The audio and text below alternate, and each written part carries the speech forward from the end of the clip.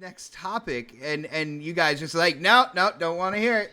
Yeah, No, I gotta play the music. And y'all don't like that. Yo, what is going on, everybody? It is Saturday night, and Next Podcast is live. Thank you guys for showing up early, getting a good seat, and getting ready to tune in. We are here once again. Me and this Misfit panel are here to talk the gaming news with you. Now, really important. We've been seeing it all around YouTube. All of our favorite podcasts, for some rhyme or reason, nobody's getting notified when it's going live. So if you could just do me a favor and hit that share button, share it out on social media. Let people know that we are live right now, whether it's Facebook, Twitter, wherever you can put this link, and let people know that we are live. It is the Next Podcast. We are here talking the gaming news, and we'll see everybody get in. It's been absolutely crazy the last couple of weeks, but we're all holding it down as a community, hanging out together, having fun, playing games. That's what it's all about. So, other than that, if you like what you're hearing, definitely hit that thumbs up button, and I am going to get into the intros. I'm going to start with this man first. He saved the world so many times that I have completely lost count. And I'm wondering, what's he doing about the world right now? Everybody, welcome Dark Autobus! I'm in my bunker. I don't know about you guys. Dude, you got a bunker? Yeah, man, I got a bunker. I can fit at least 50 people in here, but I've completely shut everybody out. I was like, get away from me. Yeah. Get out of here. 50 normal people, but only Dark Optimus and his ego can fit in there right now. So Right, exactly. Yep. well, brother, it is good to have you on again. As you can see, Yeah, we man. definitely have some cool topics. I can't wait to hear your opinions on these. Well, this is the show that actually talks about video games, unlike some other shows. I'm just saying. Whoa. I mean, I can't disagree. And I think I'm getting backed into a corner, so I'm gonna move on to the next person. My brother, who is no stranger to the military first person shooter, third person shooter, and yes, Ori as well. Predator, what's up, bro? Well, let me live down playing Ori, huh? Okay. You see, I'm Now, already I back. gotta put that in there now, man. I was happily surprised. You know what I'm saying? You beat it before I did, man. A bunch of other shit, but the one that sticks out with you is Ori. Ori, Got yeah. it. Yep. All right. Hand painted, cartoony, you know. I play. Uh-oh, where'd you go? I'm right here. Oh, you're talking way like. Are you trying to talk smooth to the people in the chat? I don't know what's going on. Here in Texas are fucking going crazy right now, so I'm a little under the weather. So it's not coronavirus. Are you sure? Oh I'm no. positive. Yo, I'm just sick. I'm a little under the weather right now, my allergies. So I'll be talking a lot less. Plus, the topics we are talking about tonight, I typically don't play those games, so we're good. Oh, damn. All right. All right. Well, I'll be happy with anything you can contribute. How about that, brother? I got you. I'll put something in there. All right, bro. Yo. What's up? Oh, what is going on, brother? We are right in the intros right now. I don't. You see the time right there? What about the time? No. We're already live, brother. What's going on? Well, I told you I was going to be late, so I don't know. I didn't see that. When did you say at 7:02? No. I said that at like 6:50. I said that like at 5:50. At like 5:50 my time. 5:53 to be exact. Oh, okay. Yeah. So. All right. Well, what is going on, K Mega? You came in. You already you said what's up and everything. So I can't do the traditional intro. What's up with you, brother? Nothing, man. Just chilling, going in and just enjoying gaming, man. It's really a lot of gaming. Just anything that you want, a lot of variety out there, man, and just been taking advantage of it, man. Just enjoying it. Everybody on the panel said that since you were going to be late, we were going to talk about. Yo, thank you, Jose. I will definitely shout that out in a second.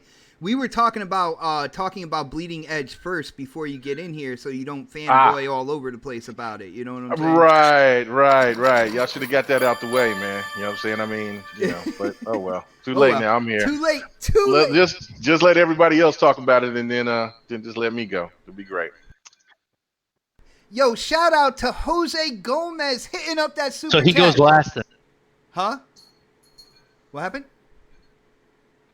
Okay, whatever. He goes last. Yeah. I am doing a super chat right now, people. Jose Gomez hitting up that super chat, showing support for the channel and the show. Thank you, brother. He says, PlayStation is the one who hacked. They need the money to finish their console. Oh, no. Are we starting already, people? Ooh, He's talking about that AMD hack, yeah. Yeah, I know. That's crazy. 100 mil. Oh, man. Yo, shout out to you. Thank you for the support. Yo, next on the introductions, you guys might know him as that hardcore Gears head. Not only that, all day today, I've seen him going back and forth with another one of my podcast mates out there, Mr. Crap Gamer himself. Yes, I am talking about Crispy. Jesus, you just had to bring up that name, didn't you? Crispy, it's your name. And in the end, I am truly grateful that you gifted me Doom Eternal. I mean, my God, the game brings me back to the old days and brings some new shit involved. And I absolutely enjoy the hell out of the game. Well, My girlfriend enjoyed watching me. She enjoyed the music. She enjoyed everything about it. There's only one gripe.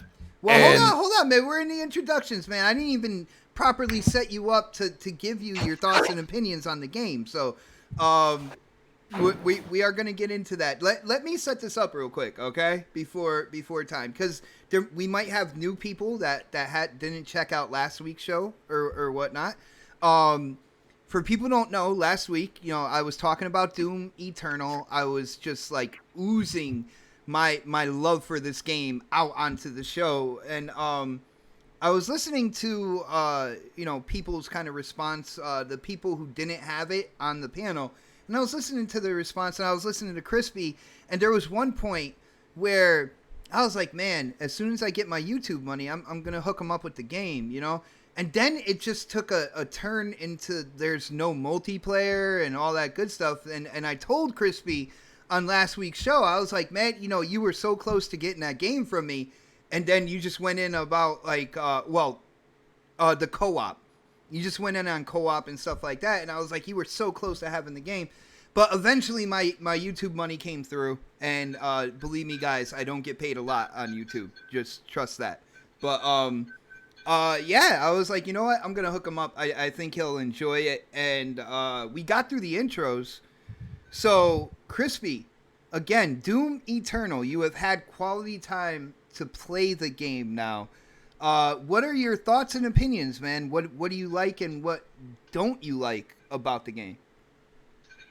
I'm a quarter way through the second act, as I call it, because I'm a Gears player, so I mean you could deal with the act part, but it's something haven't experienced in years. It's almost mindless, but at the same time, it requires super challenge.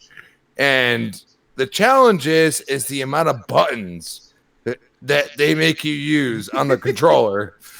Okay? Like, I'm not joking. Like, the only reason why I'm really enjoying it is because I have an elite controller for me. Me too. And it helps to say, you know what? I'm going to go in the app real quick. And I did this like 4 times before I even started the game. I was like, let me go in the app real quick and change where I'm, pressing these buttons. You know what I mean? Yeah, because you got to feel comfortable, man. You know what I'm saying? And you know what? That helps a lot because you're using both bumpers. You're using both freaking triggers. You're using everything in this game. And the challenge involved, because even I'm only at freaking the second level. I'm not using the crap gamer status, but I'm using one above it because I'm not a first person. Plenty is the difficulty you are on, bro. Hurt me plenty. Thank you. I'm sorry, but in general, the game feels great when you play it. It feels great. The one gripe I have is that the background looks absolutely incredible. And then you're playing the game, and it makes you feel like you're playing like a 360 game. That's my gripe. The only reason why I feel that way is because I didn't play Doom 2016. I'm not going to sit here and say I did, which I recommend. If you didn't play Doom 2016, try Eternal out, and you will be impressed. Because if you don't care about like true on, greatest graphics you ever seen in your life, you will enjoy the game because the game is perfect for what it is. It is a first-person shooter. You are by yourself, and you are supposed to be a god. And the only thing that keeps you from being the god is you can't pick up ammo. Okay, number one. And number two, when you do pick up ammo, you feel like a god again. And I love about it. Dude, I love that. Bro. You gotta it's use a that chainsaw. challenge. And I use the chainsaw too. Like my girl was like, yo, I want to play this game. And my girlfriend is not huge into games. She played Ori for 2 hours. She was enjoying the shit out of it because it's like a platformer, you know what I mean? But the thing I love is that I felt a little bit of the, like I said, I'm not far into it, but I felt a little bit of that platforming aspect. I could turn around, look at where I'm going, and if I screw up, it's really my own damn fault. Yo, you know what I mean? Crispy, I got a real quick question for you because like I played Doom 2016, so coming from somebody brand new to like let's be honest here, this is a Doom kind of like reboot situation. Doom 2016, Doom Eternal. I mean, if we're being honest here, that's Doom 1 and Doom 2, just kind of like rebooted for this generation. Do you catch yourself trying to hit a button to reload? Because there's no reload in the game. All right, because you're like, I know that was something when I first played Doom 2016, I could not get used to for the longest time. I kept hitting a reload button to make sure I was like a full clip, but there's no reload there, so I was just trying to find the button. Do you find yourself doing that at all? Like going for like the X button? I keep hitting X spot. I keep hitting X because X is like the reload. Yes. Like, dude, Division, I play the shit out of that. X is the like, dude, every game I play, it's usually X. And I kept hitting it. I finally stopped. My girl was like, "You're fucking drunk as hell. How are you playing this game so well?" She was like, "Holy shit, this shit's insane looking." Like, and it's and you got to know, me being the Gears player and having those executions that are so fast, I put that paddle when you actually hit hit the RB or whatever, you know what I mean? You slap that, and I put it on the paddle, and I said this is where I'm gonna advance, and I advanced so easily in certain points, but when I wasn't paying attention to all these larger characters that were going on, I got screwed. And that's where I go and say, like, the balance of challenge and feeling like you're a god is kind of perfect in this game. And people are on the fence. I mean, I always shit on Bethesda. I usually do. I say, as of even Fallout 4, I was like, yo, you guys sucked with this shit.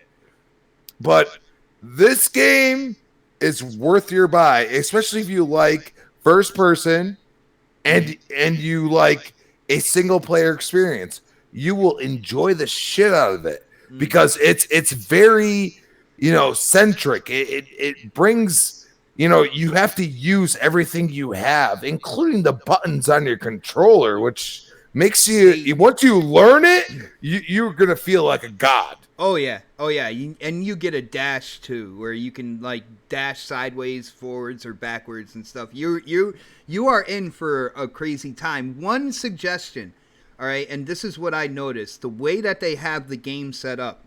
When you start seeing like the little zombies, at first when you get into a room, farm those for ammo, those for life. Yes, and farm I those for agree armor. with you. Yes, And you then, have to do everything for them. Yeah. And then you go ham on the bigger demons that are in the area. Dude, I am really, really happy that you're liking the game. It is a first. It's going to get beat, but it's going to get beat. Oh. You mark my words right now. You could freaking put it in there. I'm going to beat the game. Trust me, I will. Definitely tweet it out and tag me when you do, man. I'll definitely, I definitely want to see that. But I'm happy that you're having fun with it. It is a great game, man. We were talking off the air, and again, and I know I've said this, I'm probably a broken record at this point in time when it comes to it. I still am amazed at the amount of damage and destruction that shows up on the demons as you're taking them out. Like, chunks are flying, bones are exposed, like a total transformation as you're shooting the hell out of these demons, and it's absolutely incredible. On that note, I want to go to K Mega real quick. Mega, you there? Chris, we done? Yeah, he. Okay. I think he gushed a little about Doom Eternal. I know. I was here though. I was I'm like, pretty sure you golly. haven't played it yet. So No, I don't. No, I have not played it. I have not played it. dude, I want to talk to you real quick. There was something I saw on Twitter. There was an interesting interaction between you and the official Metacritic Twitter page. What was going on, bro?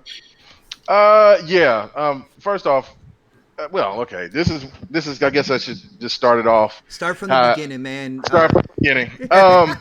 So okay, we did GRG last Friday and everything, and so there's always going to be comments. I don't get a lot of comments because I always censor a lot of stuff. And if somebody says something really stupid, you know what I'm saying? Because I'm like, look, I hate to police adults, but sometimes people just say the most ignorant things, racist, disgusting. So I just remove it off of there.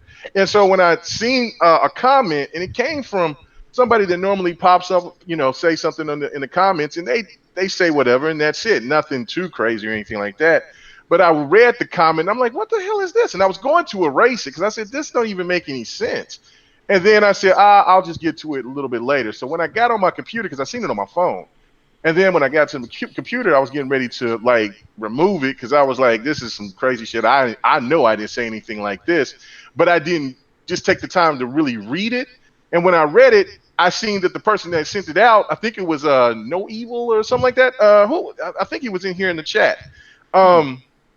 I think you're somewhere in the chat. But anyway, say who you are in the chat, man. But anyway, he posted in there, and I looked in there. I said, what the hell is this? And so I asked him to send me a link. And so then I said, you know what, fuck this. I'm going to go and look for it for myself. So I go to Metacritic, and then I see comments that's put in my name that says, damn it, hold on, let me go look because I wasn't even prepared to. I know you asked me to do it, but I wasn't even. Okay, hold on. Here they are. One says, this game is lackluster. Talking about Bleeding Edge. This game is lackluster and a prime example of Game Pass fodder. A passion project from the B team. Thanks, Phil. From K Mega 405. The rating of the game is a 0. Dude, you gave the game a 0? I said, what the hell? And so then there's another one in there that says, it says Bleeding Edge is a complete burning pile of K Mega's manure. Oh, no. It's a tinky winky title from Microsoft, and it should end up in Game Pass with the rest of the shovelware they offer. And it's from somebody that's called Dim Cum Trees. And so and this was crazy because I was like, now that's a funny ass name, but then when I looked the name up, it's actually I guess some kind of Japanese trees or something like that.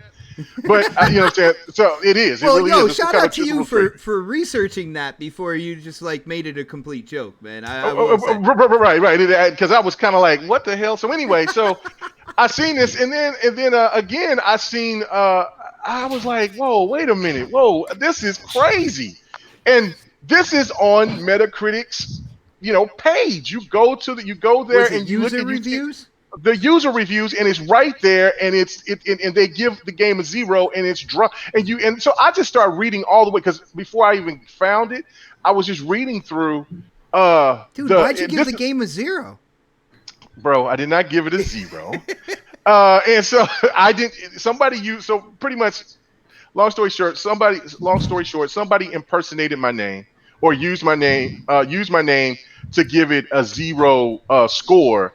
And then there was another person that used, or it could have been the same person, I have no idea, that used my name to call the game, to discredit the game and say the game that it was my manure and it was a tinky winky game. So, or as I say, tinky winky. So it's like, I would say that's just good publicity for you, man. well, no, it's not. No, it's not because, well, I mean, in the sense of any publicity is good publicity, man. Even if it's bad publicity. Well, I get that. He works with Hollywood. Come on, man. Like that, he's gonna say that. You're right, but this is the thing that trips Mr. Glass. That's who did it. Thank you, Mr. Glass. Thank you. So that's who sent it to me. And so again, I was kind of like,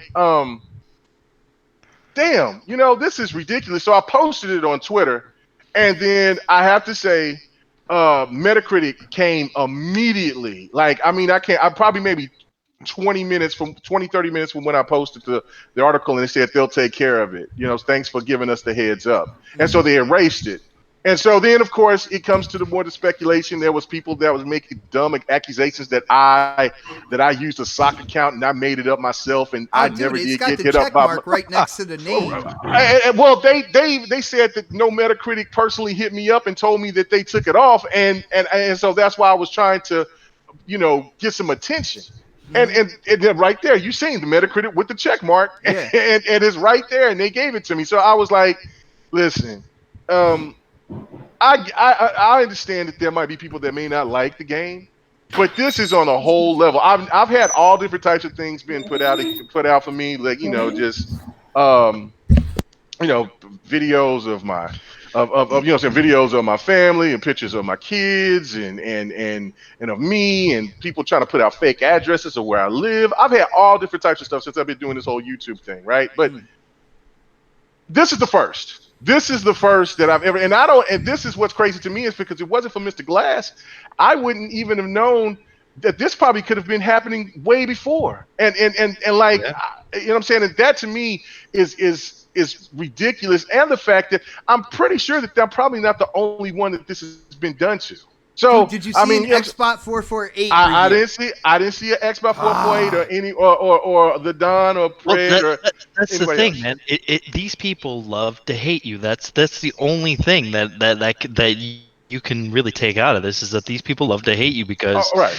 you're talking from your heart, from the Right. heart, and saying that you love a game that that other people don't. And who gives a crap if those people Shame don't? on you, Right. K-Mag. Well, Who gives a Shame crap on that you you. like and, it? and yeah, that's the thing right there. It's like, look, man, when I know a lot of people think that I wolf tickets about certain games, but I'm authentic with it. I tell you if I like a game. I've been talking about Bleeding Edge ever since I played it at E3, and I have not stopped. I've even had at one point in time, like, Bleeding Edge for the win. I was giving out codes for people to play the beta, or the alpha or the beta when it first was released to the public.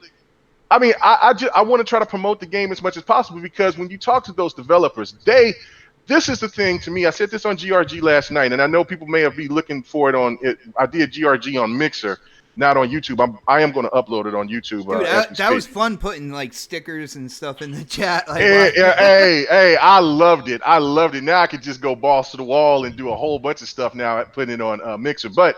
Um, but this was the thing to me, is I said this. I said, listen, for people that were making these accusations towards Xbox when they were before they acquired these studios, they kept saying that they're not letting these guys have their creative freedom. They're not, saying why we don't have Coalition and everybody else make something different. They're probably holding them, because there was an article or something that said that there was people that was asking to do certain projects, and then they brought up the Bungie thing and all of that, right? And so you talk to the people from Ninja Theory, right? And it's only like what, maybe 12, 16 of them, and they were just so excited to have the opportunity to make it. So when Xbox does allow creative freedom, you got people out here that will discredit this game, and this would be a game that you should, at least, even if you don't like the game period, you should at least respect the fact that Xbox is allowing these people to give out a passion project and let it out to people out there for it to be at least a cult classic. Let's just say this for a second. K-Mag, you enjoy the game, right? I love the game. I love it. Okay. I love it. And from what I saw, I will not enjoy it. But at the same time, should I hate you for that? No, absolutely not. That goes for anything else. If anytime, even though if you see, I rarely try to say games are trash or anything like that. The closest that I got to it was talking about Death Stranding, but I still always said it's just not a game for me. I sit there and I watch Bloody play it for those 5 hours. I literally watched it for 5 hours, and I made the determination right there that that's not a game that I want to spend my money on. That's what I did too. Right. And so that's why I said, look, I'm not interested in it. And so, but for anybody out there that wants that game, they enjoy it. Kudos, go support it, enjoy it. I did the same thing when I was skeptical about God of War. and I said, go enjoy it. I'm not telling anybody not to get the game, that the game is trash. I just got my reservations for it. So how is it that with this game, oh, you don't like it, so it's bad, try to slander it, and Well, then K even go Mega. out here and do this zero shit? That's crazy. Well, K Mega, talking about that, I believe there was another YouTuber as well as somebody who impersonated you that you brought to Metacritic's attention, and you asked them like, why the hell is he able to do a review, yo? Like, I did. I didn't save that, so I'm going to go look for that right now. But it was our favorite, our local, I don't know, perv. oh You know what I'm saying? no. You know what I'm saying? J-Tech TV, man, going out here. The village perv. Yeah, the village perv, the gaming village perv, coming out here and have a review itself. I know I posted it, so I'm going to look for it right now. He has an Xbox, right? No. What the hell is he reviewing the game for? That's another thing about it when I say that Metacritic is so broken. Like, it's not that I hate Metacritic or anything, because I know what it's for. But when and this is the thing too that I heard spin from certain PlayStation stands. Well, user score doesn't matter. When you type in Metacritic.com, user score and review score is in there. So it's not it can be looked at as two separate things, but they both get counted, because when you keep seeing those zeros that's been put by people in there, the ratings go down, and there may be people that will look at one or the other. Like, people might not even like the reviewer's takes on it, but they trust the user take on it. And if they see that the game is that low, and they see all these zeros, they're going to stay away from a certain game like the Plague, because it's thinking that these people are basically saying that the game is trash. And then there's somebody taking and impersonating my name and then going out and saying, and then I've been the one that's been touting this game. That's only one. Then they're trying to make me look like I'm a fraud. Then two, that the game must stink because I talked about it that much. And then if I got this, and if somebody look and say, "Damn, K Mega even said he don't like the game," then I'm saying that's crazy to me. I think these people just they do it to get that attention, which is that's what all they really want. So if you. All right, you're breaking up a little bit. I got it right here from the J Tech. It's right? Just. I'm sorry, because you broke up, Otter. It's just like they don't, Oof, yeah, Otter, it's pretty bad. You might want to drop out and come back in, bro. I don't even know if you said yeah. Internet right there. Yeah, no. Anyway, that's the internet from the bunker he has, man. Right. So let me read it. Let me read what he posted. Right. Okay. So he said, "This is one of the worst games I've ever saw." See, this is when you knew right here that this was on some bullshit, because this is what he said. "This is one of the worst games I've ever saw launched on the Xbox One." Because we all know you would have said synced. Right. So anyway, so he said, So he said, "Bleeding Edge has no content, no campaign, and no real identity. How could Microsoft?" And then this is another mess up. "Allow I guess maybe he must have seen a chick that he wanted to send some pictures to. I don't know. He said, let me repeat that again. He said, "How could Microsoft allow I came like this to be released in such a horrible state?" Which pretty much he was on his R. Kelly, you know what I'm saying? Wow. So that's so listen, that's why, and so I believe they took all of that down. So kudos to he was on his R. Kelly. Yeah. So kudos to Metacritic for jumping on there swiftly. Like I said, I don't hate Metacritic. I just feel that there should be things done to alleviate these things, because when you read those comments, it's crazy. People will give a game a 10 because they're trying to try to even out the zeros. Yeah. And then they argue amongst each other, and they're saying like, "I'm giving this game a 10. I would have gave this game another rating, but I'm giving this game a 10 because this dude right here, this person right here never played the game, I'm sure, and is giving the game a 0. That's not fair." And it just keeps going, and then they argue, and then they're giving ratings. I'm like, what the hell is? That's why I say it's got to be different. And even with the users, we all know how the media has gotten into this this thing to where they want to just go after uh, uh, multiplayer games. The last game that they gave a lot of love to was Overwatch. After that, if you just pay attention, well, I know that they gave a good rating for for COD, Mhm. but overall, was COD up there for nomination for Game of the Year? Nope.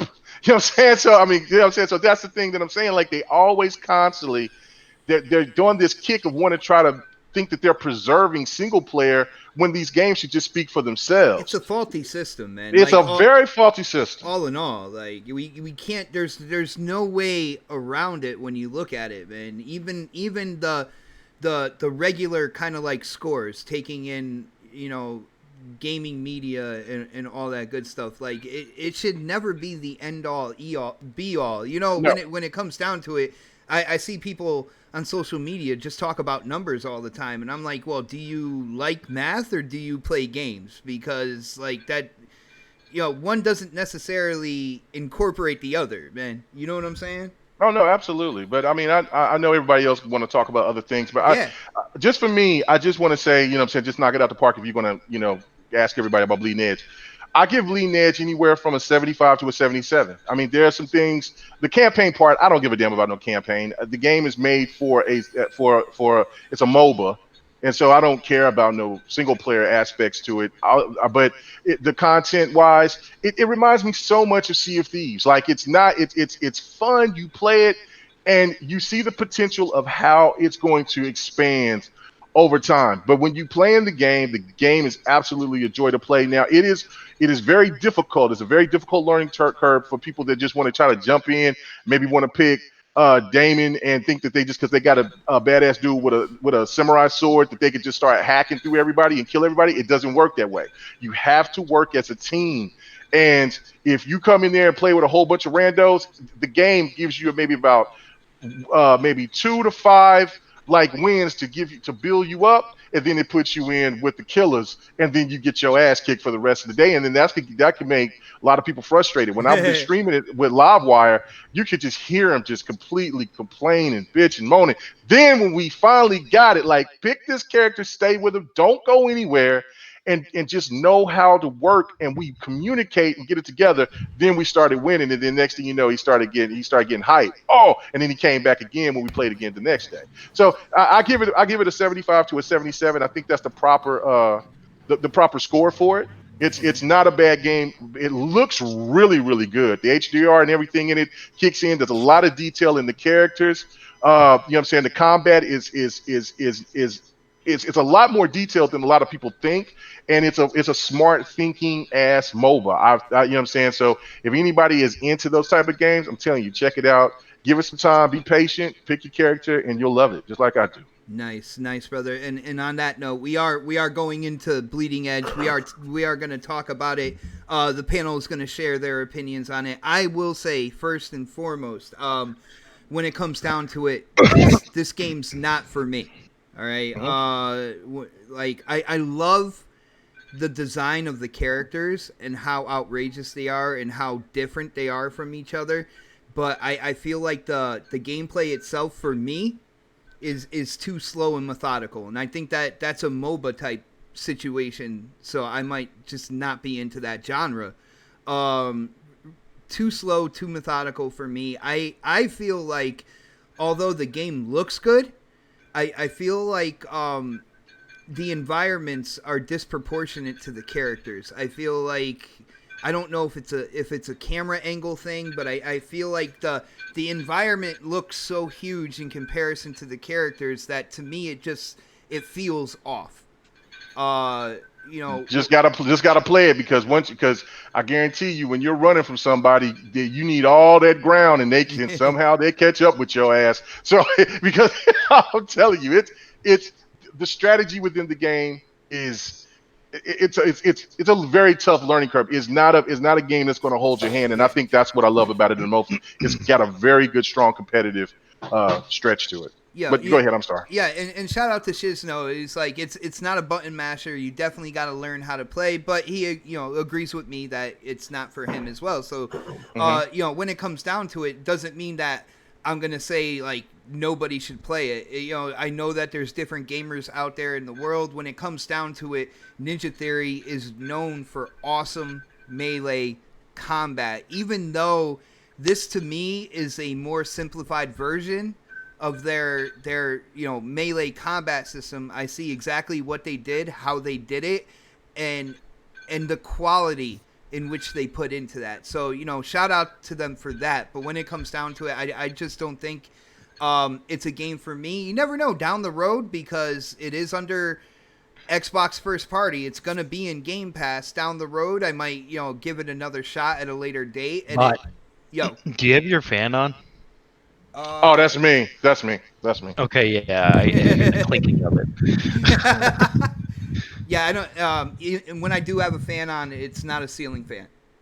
Okay, it's straight box fan. They don't got no ceiling fans out there. They ain't. Them people there ain't are poor out folk there. in the world, man. No, we have ceiling fans. Yeah. That makes sense on the West Coast with all them earthquakes. Anyway, but when it comes down to it, like I said, the game's not for me. Let's go to Predator. Predator. Have you tried Bleeding Edge, brother? Bleeding Edge. Okay. Wow. Is that your? Now I'm deaf. Is that your battle cry now? That you trying to incorporate that into your YouTube persona, brother? Absolutely. Yeah. All right. At least they didn't make it last as long as your Battletoads cry. Battletoads. All right. Anyway, I haven't played it since the beta, and I knew then it was not my type of game. But you guys know I didn't like Overwatch. I don't like those MOBAs like that. So like, I already knew it wasn't my cup of tea just in the beginning. But again, I tried it. So I did the beta. I'm sure there's a lot of stuff that's changed since the beta that. But it's just not my genre, so I didn't really put any effort into it. I just downloaded it just now. I'll try the full version out and see if my mind changes. But I pretty much know that it's not just based on my experience with games. So well, Predator. Just to let you know, from what I'm hearing from the beta to the official release, basically, you get one more map. One more map was added on the official release, and one more character. Like, I don't know. What do you think? Do you think that's enough for them on the release? No. The game looks more polished. The game is faster. Yeah, I'm sure it looks a little bit different and plays a little like faster. But I mean, just the gameplay itself, it's just not my genre. I've never gotten into those games. I'm not into those MOBAs. Like I said, if I didn't like Overwatch, I'm pretty sure I'm not gonna like this game. I played Overwatch with some friends, and I don't get into the whole your character can only do this, like okay, look at this, like with Battlefield, right? So like you have your different classes. I can play all those classes and I can play them all pretty well.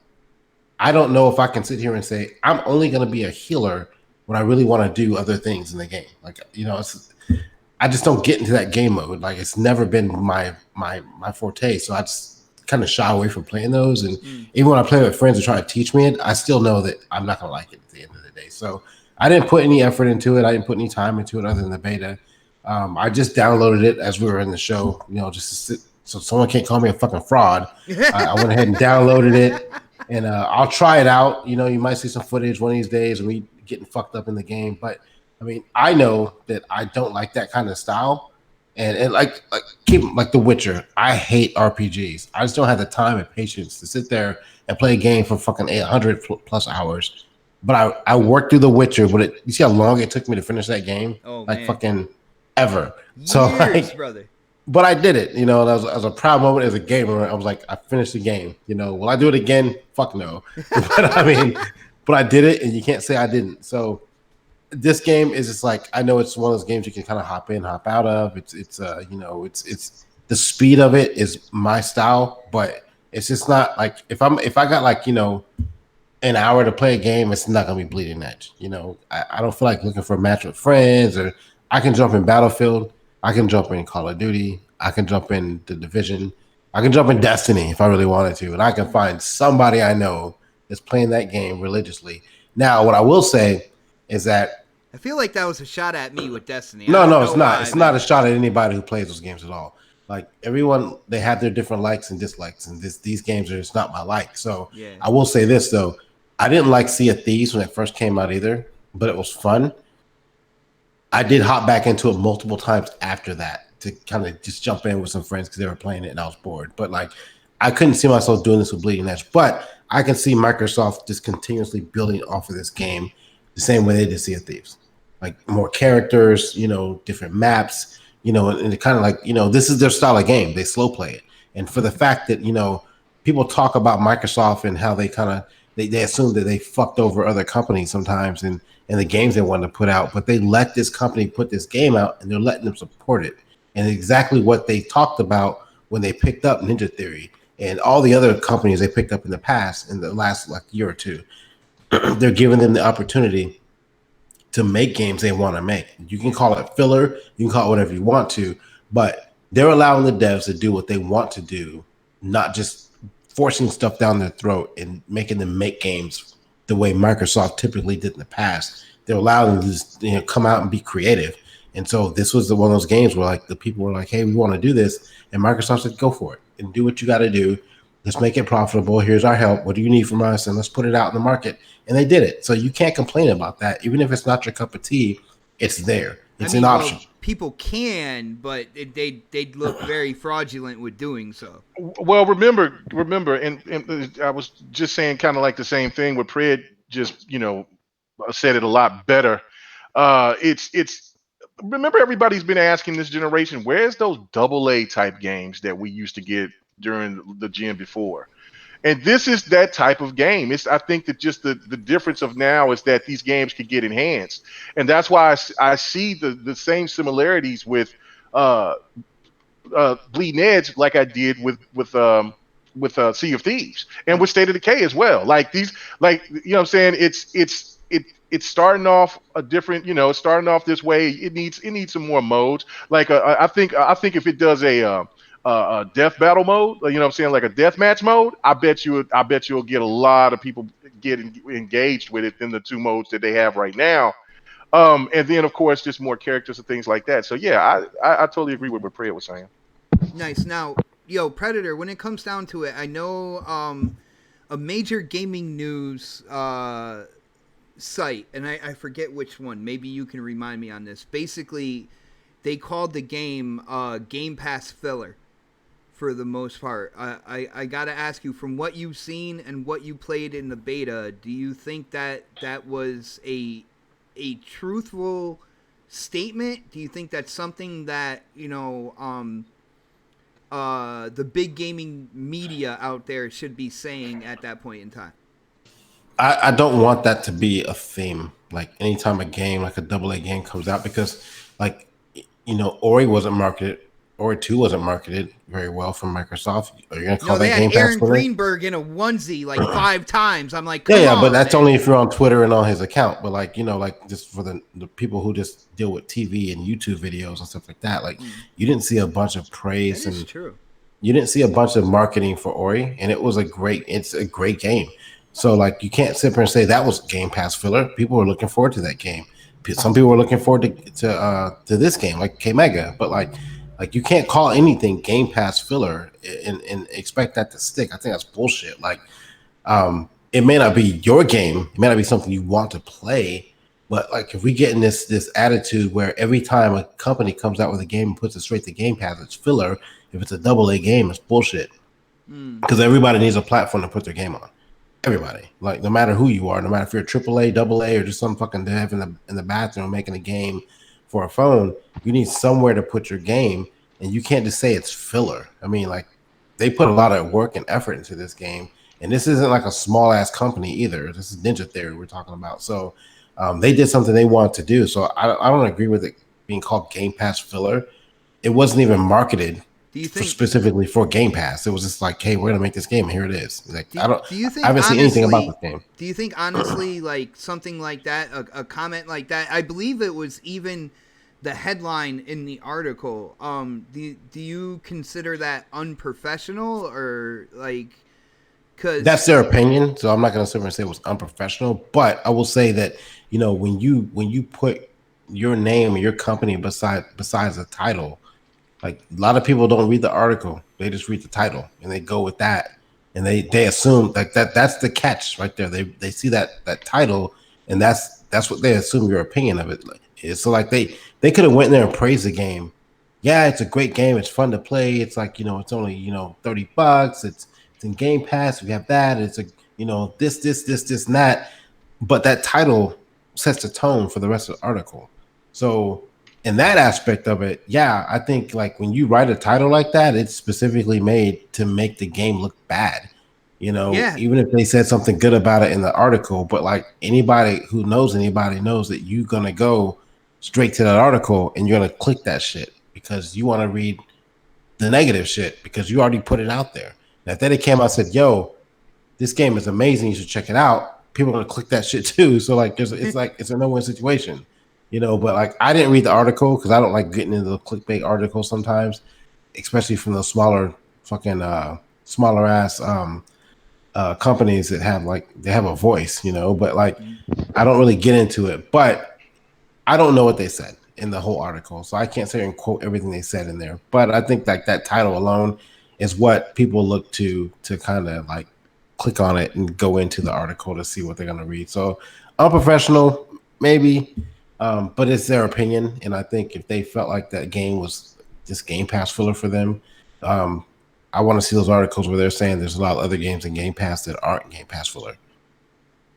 got you, brother. Yeah, it was just something that as you were talking, I was like, oh yeah, I remember that. Let me get Pred's opinion on that. But I think we're in the same boat here. Like when it comes down to it, it's a game that as we're messing around with the beta and stuff like that, it's just something that we weren't really into. So let's go to Dark Optimus. I know he loves his multiplayer game. So Dark, you had to play this, right?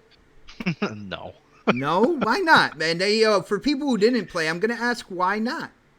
I knew as soon as I saw the game, it wasn't a game for me. I just knew it. Like I was just like, no, that's not a game I'm gonna play. And if you call me a fraud, I don't give a crap because honestly, I'm the kind of person that doesn't like multiplayer type of games. That's my thing. I like to go in, play a single player campaign. I You don't like like competition. That's what it is. probably that. I mean, Ooh. that might be that. It might be that. I mean, I don't really care about competition. I really don't. I like more Bitch game. Wow. Damn, I let him want to sit in talk, this man. corner and kick this person all day instead of having someone with the brain to destroy me. I let you Man, finish, but my okay. boy Otter was Let the me one that finish. had his no, not yet. I gotta finish. He had his drawers pulled up his ass in the hallways of school. That's what's going on. He didn't Wow. want Why that. you gotta Go do our ahead, bro bro. like that? Yeah, Come on, man. that never happened. Why you gotta do my bro like that? Like, Oh, yo, yes, go Dark. ahead. Go ahead, Remember, Otter. you said you wanted to come on today. Like, No, I know, Yeah, I we know, I gotta know, make I up know for these lost guys. time. These guys, I that's know. how they are. It's all good. I just was just It's all like, good. I just knew that this game was just not gonna.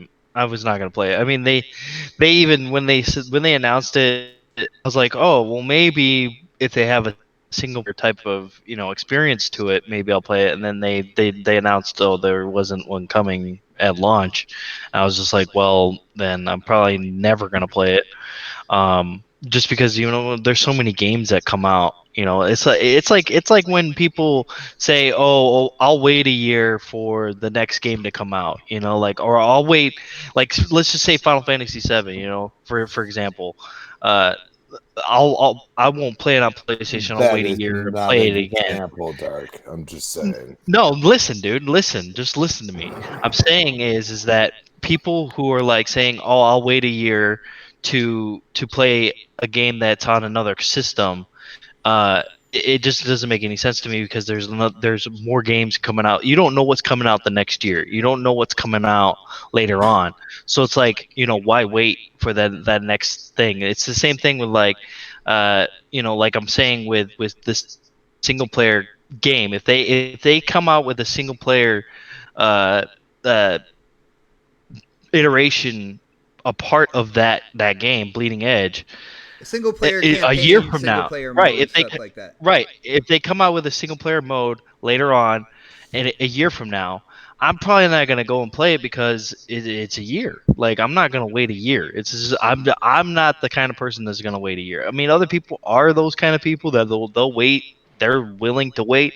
I'm not willing to wait. I'm gonna play it as soon as it comes out because, let's face it, we don't know what's coming out next year. We don't. I mean, does anybody here? I mean, can anybody on the panel tell me that what's I coming out know next year? Final Fantasy VII Episode 1 is coming out next year for Xbox.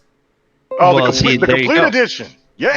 There you go. You're saying that you're gonna wait a year to play the game, and I'm just not one of those me people. personally, I no longer Well, have I a understand PS4. why. No, I understand why you're gonna do that because you don't have a PS4. That makes sense. Like, that makes sense for you, but for me personally, I'm not gonna wait a year because it just doesn't make any sense to me. But going back to Bleeding Edge, it just wasn't that type of game that I was just like, I'm gonna play this, forever or whatever. There was no interest in it. As soon as I saw it, I was just like, I have no interest in this game. Period. And in straight Goldblum fashion, he goes, "Well, there it is." And that, Right. Exactly. When it dropped, he's like, "Well, there it is." Crispy, I gotta ask you, brother. You're talking all the Game Pass love and everything like that. Have you played Bleeding Edge since its release? Hell no. What? It's not my thing. K-Mega dude. taking notes on every panel member right I'm now. gonna tell you something right now. Okay. I'm gonna make this trip. As soon as I saw Bleeding Edge, I said Overwatch except melee combat. And that's what I saw. Okay. I'm a very big proponent on multiplayer gaming, but you have took it tenfold and basically try to manipulate the Overwatch community and bring it into, we have melee too, which is, I mean, if you played Overwatch, I mean, I played it for I like an hour Overwatch more than I like Bleeding Edge, man. I'm just saying. But that's what I'm saying. Like you have hero shooters and you have hero melee combat. The thing that I have a problem with is that, like, a game like For Honor is being shit on constantly, yet it has really true melee combat. And I don't like the in-between. I guess I'm just a completionist. Like, I can't do this whole, like, I can shoot things sometimes. I can hit people sometimes, whatever. And it looks like a King of the Hill style game where you're sitting there A, B, C. Not the show. Go not here.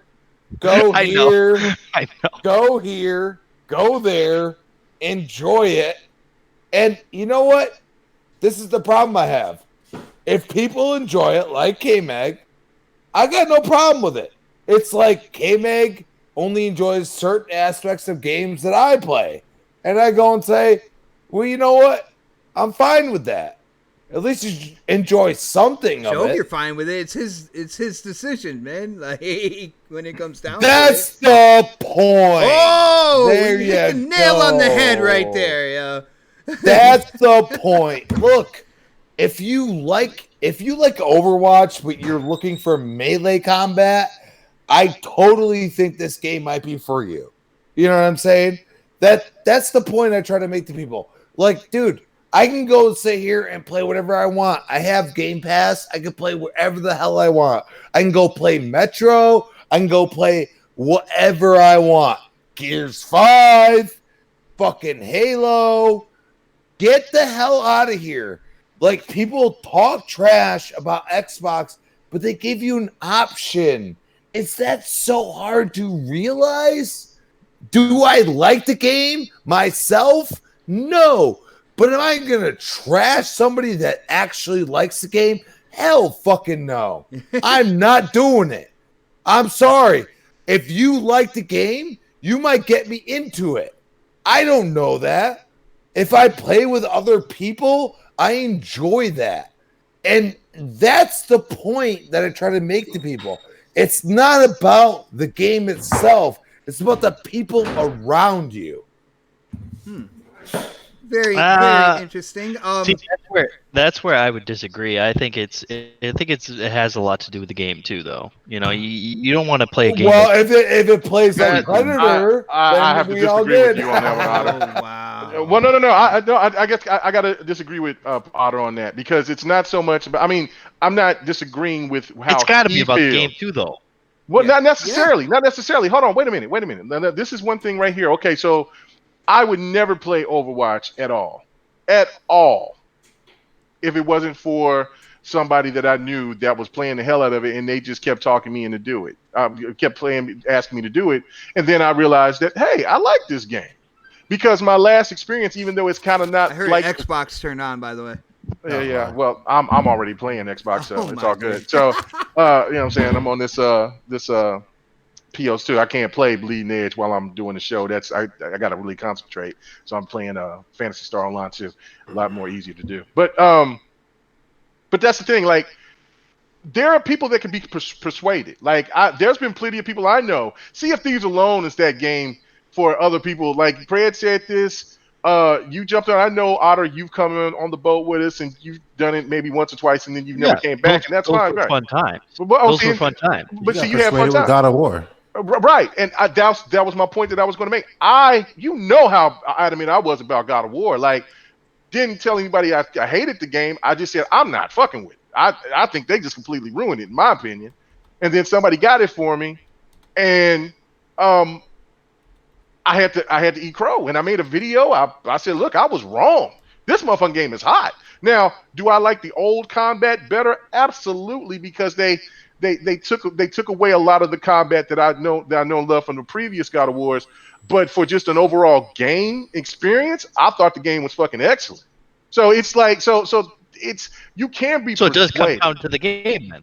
Well, So then it does come down to the game then. You're proving your point, K-Mega. Then maybe I took what you were saying wrong, because what I took it is that it's people that, because I took it as that you made it seem like people can't persuade you to play that certain type of game. No, what I was saying is that the game, it comes down to the game as well as the people that are around you that get you into the game and make you want to play it, because you have to have something there. Like, I mean, it can't just be the people that you're playing with that gets you interested in the game. Like Sea of Thieves, like when we were playing, like I was enjoying myself because I was playing with you guys, but if I played solo, of course not, I wouldn't enjoy the game as much. Right. But with people, of course, the game becomes more of a fun experience. So I mean, it does come down to the game as well, because the game could be that point of where you need people to play it. I will say, Sea of Thieves, like single player, going by yourself, it is like it's not fun. It's heart. tedious. Well, no, it's heart wrenching. Like when you see I a can't big do it. ship It on is, the right. yeah. I actually I went into it many times, like by myself, to see how many treasures I can get before somebody decided they were gonna sink my ass, and I did pretty good, man. I gotta say. What's but the highest? what happened? How many did you get? I think my top was like around 25. It's pretty good. Yeah, Dang. not bad. I mean, once like I really like my ship was really showing I had treasure on it. Like there was no way to hide it or whatever. I was going back to the island. Like no, I'm out. Like I gotta cash this in, man. It's really tense when you're by yourself. Like I don't think Well, it's tense when you got a lot of people coming after you at once, little sloops or two-man sloop, or even ships, and then you got a big ass a megalodon coming at you as well. Like I mean, there's like it's that's why I like what these games are. Look, the only game that failed us from these last couple of years, I felt, was Crackdown 3. And that's because the multiplayer they waited way too long to get the multiplayer up and running. because the game was fun. The multiplayer was fun in my came first. To be honest with you, right. And so, like, even though regardless it didn't live up to the expectation of what we seen, but it's still the multiplayer was fun. They just took way And the too long campaign to was edit. good as well. And like- the campaign was great. I Yeah. just So that's the only game out of because What about Record? Well, no, because Record is a single player game. So I mean that's okay. a different experience. I don't think Recore was a disappointment. I just Me think it neither. had a lot of issues Definitely had a with lot of frame rates. It was a stuff. double A game. You know, it wasn't. It wasn't. but a it was triple A. still it was still an actual decent The, game. it wasn't the, a bad pla- game. the platforming, the dungeons in Recore were The dungeons were fun. phenomenal. Oh yeah, Yeah. they were a lot of fun. Oh Right. my Yeah. goodness. Yeah, that's what I said. That's Crackdown 3 was the only disappointment when it came from that because it died before it even started. And you look at Sea of Thieves, you look at State of Decay now. Like State of Decay is better than it's ever been, and it still has its issues. But damn, that's why I still have I to got go a lot in of faith on in the that. game. I didn't Yeah, it's good. since like the new kind good. of like the bigger update and everything. I still haven't gotten into it. I Yeah. definitely do want to go in there. So, shout out to the State of Decay 2 people out there. Yo, let me know who you are. Add me on Xbox Live so this way you can show me the ropes on zombie apocalypse survival. Don't let him lie. He has On that bleeding no edge life. fucking Honestly, clue. I think I'm gonna get all you guys on bleeding edge, man, and get us going. I think the one game that I was actually disappointed with was State of Decay 2. I think that was the one I was disappointed with. I was expecting a lot more, what I didn't get, which is fine. I mean, that's it's gonna happen. What was you expecting?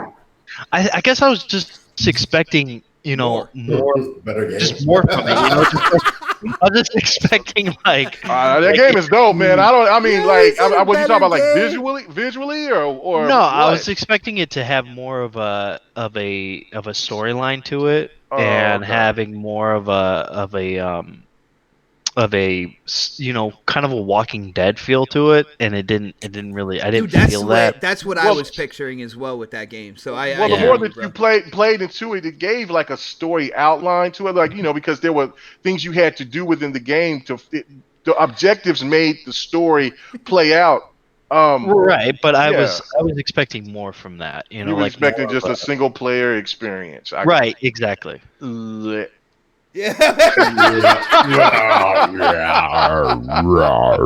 Yo, all right, check it out, guys. On that note, I think it's safe to say we can move on to the next subject, and the next man. subject is actually really interesting. It has to deal with Epic Games and their new publishing label, and kind of like their first signings for development studios to publish games under their new label. And 3 of them are Gen Design, Play Dead, and check this out, people, Remedy. Remedy signed a 3-game contract with the new publishing label from Epic Games. And why this is so interesting, a lot of people were speculating and going in on rumors that Remedy was about to be picked up by Sony, and Remedy was going first party. I saw people on Twitter, Alan Wake 2 exclusive to PlayStation. People are going nuts with this whole thing. All right, well, check this out. I'm gonna start with Predator on this one. I'm gonna start with Predator. All right, now. Check this out. We got Epic Games going into the publishing kind of like side of the gaming industry.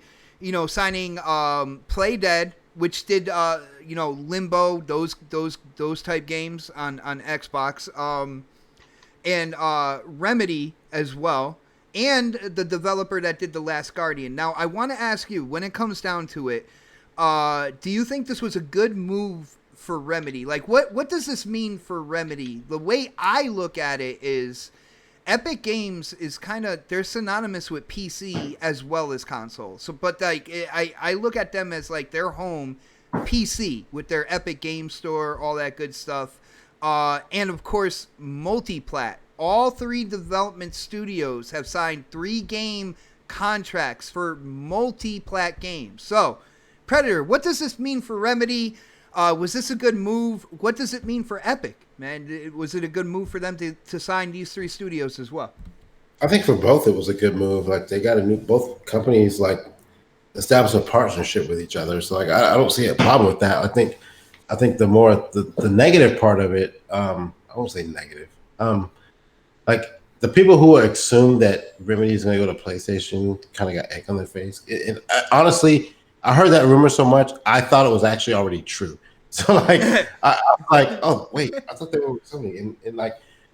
So like they're gonna have to eat crow for that, and not saying that like nothing can happen in the future, but for Epic, who's been kind of like slowly transitioning more into the gamer space, like if you think about their moves over the past year or so, like this is huge for them. Like it's like I was looking at Epic Store now, they have a lot of games on there, on their store now that like I wish that Microsoft would do with their store when they were actually pushing PC games and stuff like that. Like, why wasn't that there with Microsoft? Why were those opportunities not taken advantage of for Microsoft when they were trying to push their store and get games on there? Because my biggest gripe about the Windows Store was like, we only get Xbox games on there. We don't get any other games from outside on the PC side.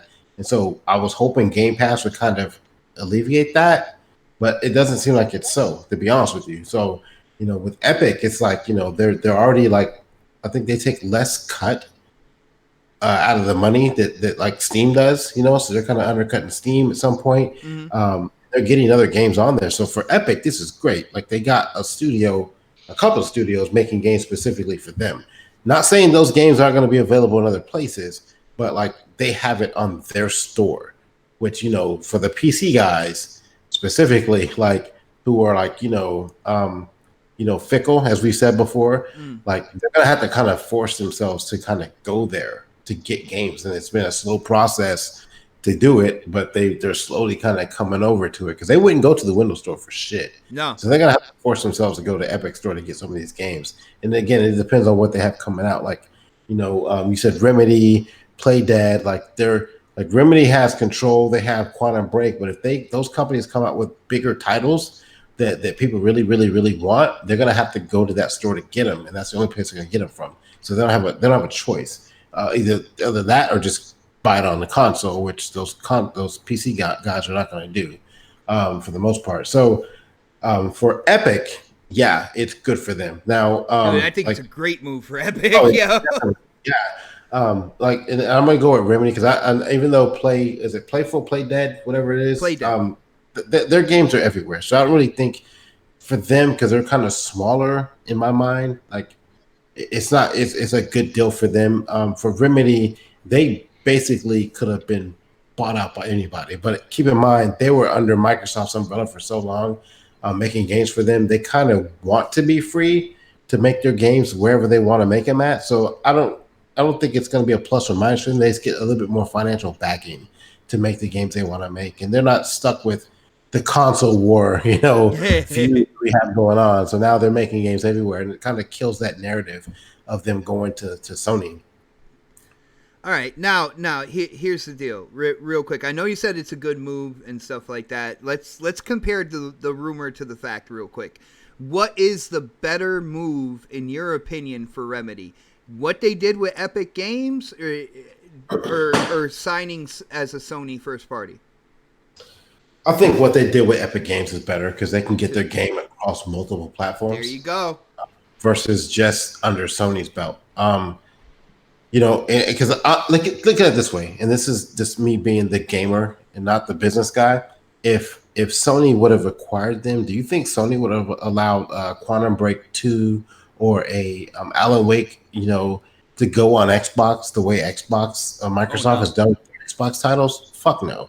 They would have locked that game down. They would have made it exclusive on their console, and every other gamer out there would have not got to play it unless they had a PlayStation or, going the way that Sony's going out PC. Like with this way, they're able to get their game on PC. They're able to get it on Xbox. They're able to get it on PlayStation. If they really want to go to Switch, they can do that shit too. So like they can put it everywhere because that's the way the market's going now.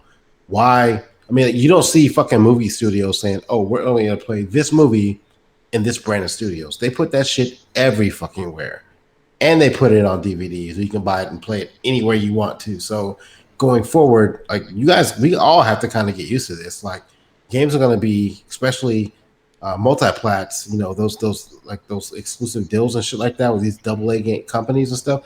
They're gonna go everywhere. So you can't sit here and hold yourself down to saying, "I'm only gonna get this console for this one specific game," because these companies know that the money is made everywhere. It isn't just made dealing with one company. It doesn't make any sense anymore. All right, I got you, brother. I got you. I will let everybody on the panel know that there is a certain something I'm waiting to hear, and I'm hoping somebody in the panel like says this when it comes to this topic. Predator, he skated around it, but didn't really say it. Let's go to Dark Optimus next. Now, Dark, you have Remedy and a couple other studios. The development studio that did the Last Guardian, I believe remake and Limbo, and I forget the other one with the kid with the red shirt. I forget the name of that game. What happened? Ico. No, because I was talking Play Dead, like Limbo, and they did another one. I forgot. Oh, yeah, they did Inside. Inside. Yeah, I knew it was one word. Like, dude, what do you think about this decision here? We all heard that, when it came down to it, there was a rumor Sony was going to be picking up Remedy. What do you think about this move here? Do you think this is a better move for Remedy? What are your thoughts, brother?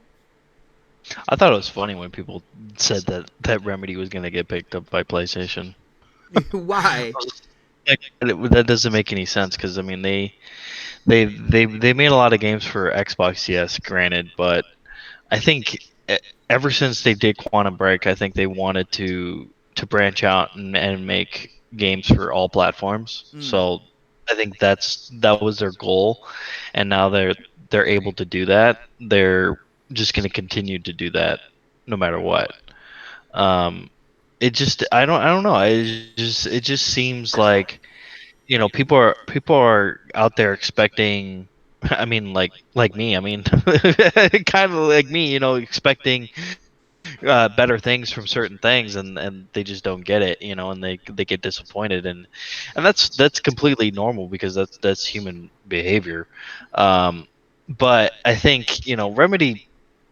I could never see them being a part of a one console. I just can't see it. Dude, when you think about it, just real quick, because you say you can't see it, but no, I can't. A lot of PS4's kind of like hype in the gaming media and popularity amongst like certain like groups of gamers has been that single player, story-driven narrative, third person. Like, to me, they're checking all the boxes with Remedy and the type of games they make there, man. Yeah, they are, but I mean, I just don't think Remedy. I mean, look at what they did with the Control. They put it on all platforms except for Nintendo Switch, and did well with that. I mean, shoot, it might even come to Switch someday. Who knows? It might. If they do like an upgraded version of the Switch. Yeah, I was gonna say if they could figure out a way to get that sucker to work, because that thing is demanding on hardware. That game. Yeah, it is. It definitely is. It's just I think they were thinking about like, hey, we need to just go and make the games that we want to make whenever we want to make them, and we want to put them on all platforms instead of being this whole, we're stuck on one platform. And that's the thing. Like Quantum Break and Alan Wake, those games were great. They were, but I think Control is actually their best game, to be honest. Just because they've taken all the elements that they've done with Alan Wake and Quantum Break, and it just improved on that. So they did a really good job at doing that, because it clearly shows, because because they were up for Game of the Year, you know, Mm. and on a lot of sites, not just Game of the Year for, you know, the Game Awards or whatever. They were up for Game of the Year on a lot of things. You know, I don't really care if those kind of companies go and go to a certain company. Like if they went and if let's just say they did go to Sony, I wouldn't have cared. I would have been like, oh, okay, that's cool, whatever. You know, that stuff doesn't bother me. I know a lot of that stuff bothers people, and that shit shouldn't bother people, honestly. All right, Dark. So just real quick, like, does this move mean anything personally to you as a gamer? No.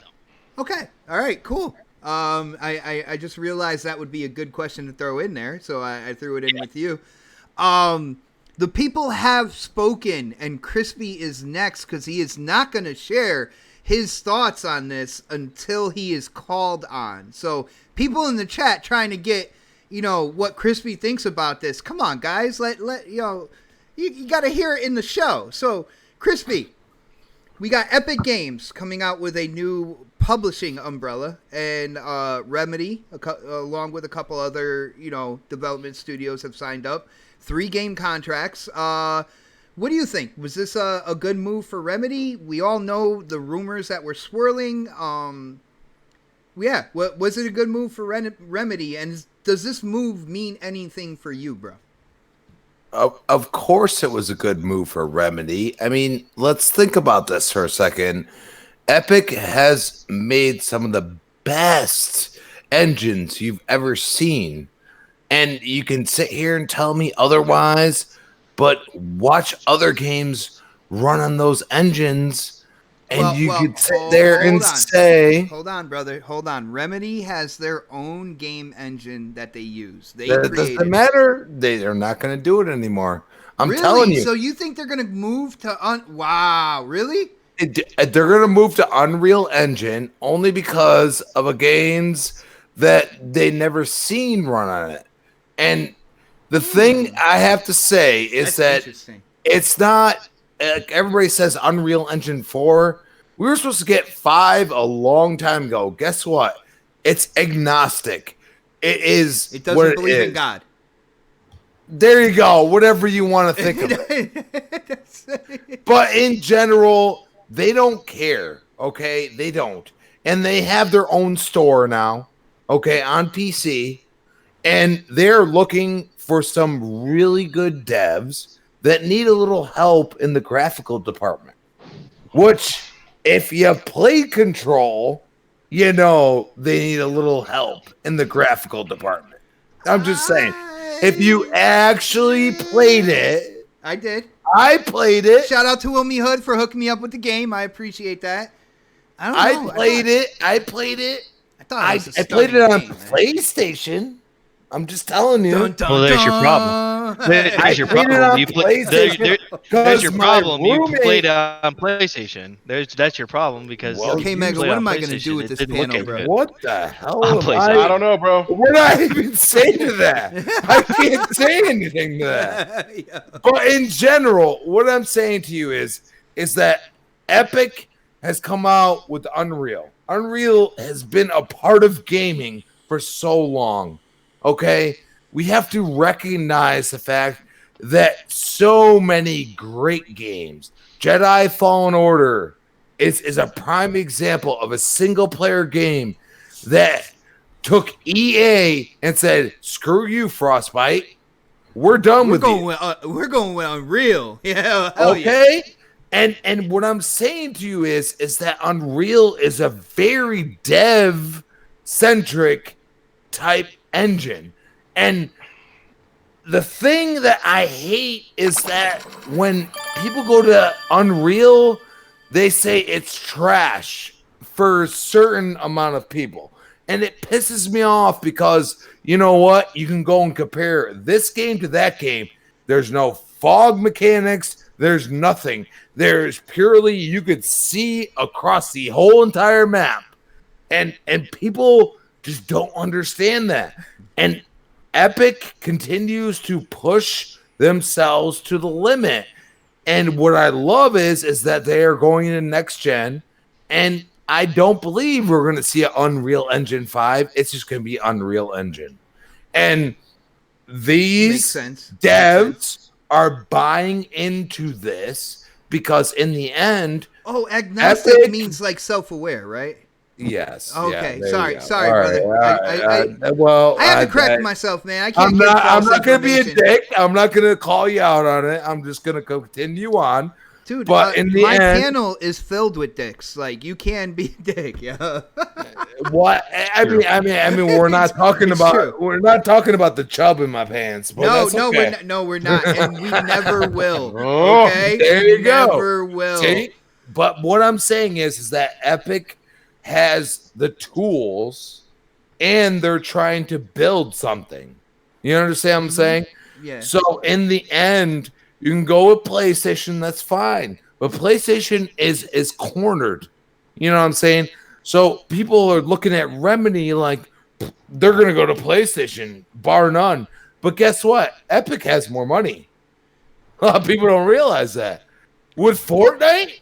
Are you kidding me? Well, and they have more money. They have more money to spend. I'm not going to check on wallets here on the two companies, but I will say I'm just saying, like they have more money to spend. It's like saying Minecraft isn't on PlayStation. Well, guess what?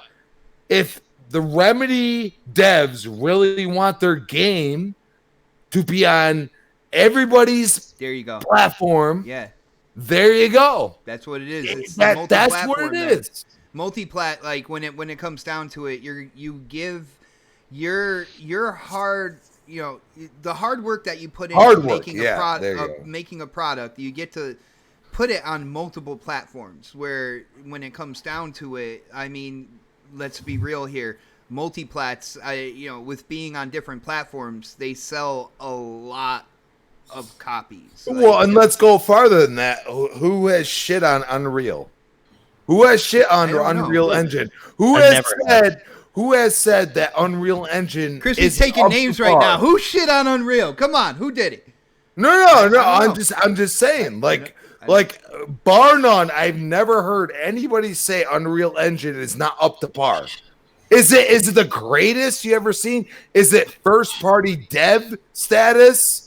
No, it's not. I'd argue it's the most popular right now, to be really honest with you. And you know what? And that is perfect because you know what? In the end, it is a very agnostic. Now he knows what I'm talking about. It's a very agnostic. Self-aware. Okay? It is self-aware. It adapts to what you want. And I'll tell you right now, that's why Epic sold Gears. That's why Epic did a lot of things that people were like, oh shit, back then, why would you do that? But guess what? In the end, they focused on what they're good at. And I'm telling you right now. And they're broadening now.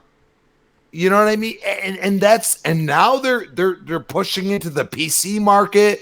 They're pushing into all things. And you know what? Remedy deserves this. They deserve to be a part of that. Okay. Yo, Crispy, I will say, man, you have some cojones. Because, like, I never even thought of the whole Unreal thing. And when you said that, I was like, well, Remedy has their own game engine that they created or whatnot. And you're like, nope, they're not using that anymore. That takes some balls right there to be like, yeah. I could be wrong. I'm not saying I'm not. That's what I'm saying. It takes some balls to put yourself out there like that and be like, yep, no, they're gonna go with Unreal. And honestly, something like that, dude, Crispy, it's one of the reasons why you're on the show. No, I'm serious about it. Like you'll take something. I love you for that. And like you will bring something out that nobody has thought of. But let's be real here. That comment right there makes people think afterwards. It's like, yo, could they really be doing that? That would make sense. What did Respawn do? Frostbite's right there, bro. Come on. All right. Let's go to K Mega on this, man. K Mega. Here we go. Remedy. It was supposed to be first party Sony. I don't know what happened here. And I will let you know, nobody has said the one thing that I have been waiting to hear. All right, so I mean, it's pretty much going to be on you, K Mega. What do you think about this move for Remedy? Was this a good move? Do you think it was a better move than the first rumor that they would be acquired by Sony and go first party under PlayStation? Oh yeah. I mean, I think this is a great move. I mean, and anything can happen later on down the line. Yo, real quick before you get started, yo, my bad. Face 23 Brooklyn hitting up that super chat. Thank you, brother. If you noticed, you have kind of like your own almost like Next Podcast intro. Dude, absolutely love the name. He said, since PS5 and Series X will run games at native 4K, 60 frames per second, how will casuals differentiate between the two consoles? My answer will be two things. Ray tracing, whichever one has the better and kind of like more robust ray tracing in their games, you will visually see that. And the games that will be available at launch going into the first couple of years. I think those are going to be the key factors, especially to the casuals out there. Anybody else want to answer this real quick, or Games. just games? Okay, so Predator's got games. Wait, what'd you say? I was. You were trying to- ignoring.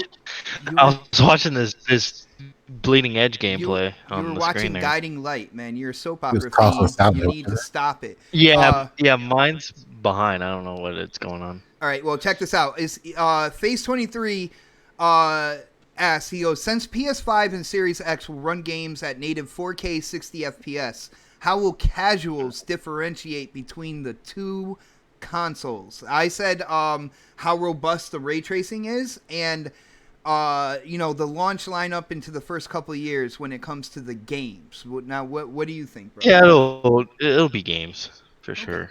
And price.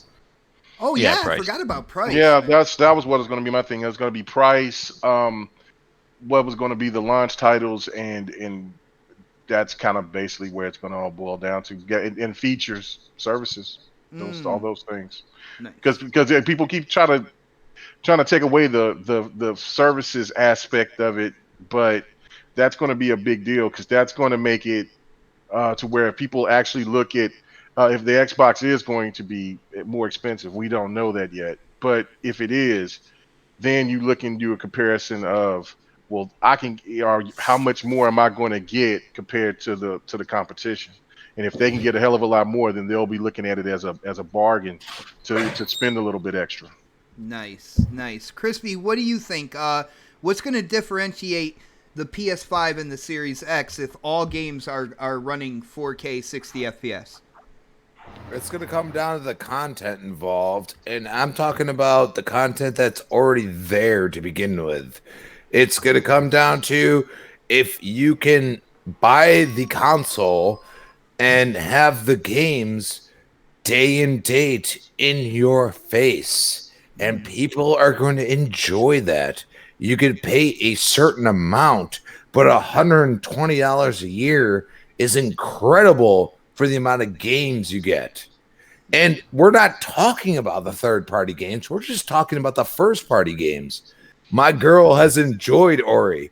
My girl is loving watching me play Doom Eternal. But guess what? I only was able to get Doom Eternal because of you, but I could have bought it because I have Game Pass, and I will continue to enjoy Game Pass. And you know what? People could hate on it. They could say, you know what? This is not for me or whatever. And I'm cool with that. If you want to pay full price for a game, I'm fine with it. But you got Metro Exodus in there. Mm-hmm. You got all kinds of great games. Mortal Kombat. Mortal Kombat. We could go on and on. Naming. I mean, you could name and name. And you know what? What is everybody going to say? It is a third party. It is this and that. Well, guess what? There are third parties in this game, in this whole Game Pass, and it's enjoyable. And I mean, I love that the quick resume is coming for Xbox Series X. I I can't wait for it, to be honest, because I'm the type of gamer that's just like, you know what? I'm going to go try something else. And, you know, if I'm already in the game, even better. Now, of course, we have the online servers and this and that. It might kick you out. I'm not going to deny that. You don't know that. I mean, it depends on where you're playing, what you're playing, whatever. But in the end, I feel like I'm in a great spot for the type of gamer I am. I'm very multiplayer centric. I could care less about single player. I mean, it looked like I said, you knew me better than I did, and you gave me Doom Eternal, and you said, "Here you go." Yeah, dude, I was like, that's and right I up your played alley, it, man. and I played it, and I'm gonna beat it. I am, and it's gonna piss me off sometimes, but that's sometimes what you need to deal with. Oh yeah. But in the end, I can always say, you know what? It's pissing me off tonight. I could switch to Gears. I could switch to Halo. I could switch to whatever anybody's I've heard playing. you play Gears, man. If you go in already pissed off, I don't know what will happen, dude. I don't know. I don't know. But in general, like a lot of people don't realize, like we're not sitting here talking shit about PlayStation. Like PlayStation provides people with some great games, and it's just not my type of game. All You right. understand what I'm saying? Yeah. I'm not sitting here like saying like you are trash because you like that type of game. I'm not. What I'm saying is that if you like multiplayer, you're probably going to lean towards Xbox. If you like single player, you're probably going to lean towards PlayStation. And the one thing I can say is PlayStation 5 has built an ecosystem that is going to lean towards the single player. And I'm going to tell you right now, a lot of the kids that are around me, between my girlfriend and everybody else, they don't like single player. And the only thing I'm going to say is that if you're thinking of the future, Xbox is on the right track. Crispy, I gotta ask you a quick question. Just real quick answer. Have you been drinking tonight? Of course I have. Okay, all right, that makes sense. You just called your girl a kid. I just want to let you know that. Yeah. Let's get back to K Mega on this whole remedy thing. My girl's kid. There Fuck you go, brother. There you go. you know. I did say that. You know we He love you, words Crispy. that fuck you. He's like, fuck you. Yeah. You know we love you, Crispy. We got to get on with this. Come on, K Mega. What is the deal? Remedy signs with Epic. Is that a good thing? And what does this move mean to you as well? Well, for one thing, that the first thing that it says to me is that Remedy still has their freedom to do what they want to do. That they've actually said that they wanted to be an independent studio. So I don't see Epic coming in and telling them what kind of games they should make and things like that. So at least for the foreseeable future, for the next, I would say probably the majority of this generation, because if they're going to be working on 3 games, then that Take the short route, 3 years per game, and you're looking at 9 then you're years. looking at right then you're looking at about 9 to 10 years. So that's it's about as long as what I said that this generation would probably be. So they got plenty of time to do whatever that they want to do. Of course, that they're still working on the game with Microsoft. The other thing that I see is that Control and other games will be going to Game Pass, even though I know it came to Game Pass yet, but Game Pass look like it'll win. I mean, I think Don has alluded to it as well, that Epic and Microsoft has a good relationship. So you can see those games. So have that's an the connection of those games going to Game Pass. Because I was wondering where that connection was, and I didn't see it. Right. And so they have a good relationship with it. You know what I'm saying? Don said that himself. So that would so that could kind of get kind of kill that whole narrative that PlayStation is going to have another band, because you know how I am about Remedy. I love Remedy's work regardless, and if they was with PlayStation or if they went to the moon, I would still sit there and follow their games. I love what they do. And then this also may have may give an opportunity for maybe, you know what I'm saying, for them to work with Xbox again, or maybe bring in another Quantum Break. I don't know. I mean, this means a whole lot of great things. I mean, if they were wrapped up into Sony, then you damn sure wouldn't have seen another Quantum Break for sure. And on top of the fact that they would have their games put maybe just on PC and with on PlayStation, and it just also shows that I think Pred was the first one to say it, that gaming is just changed.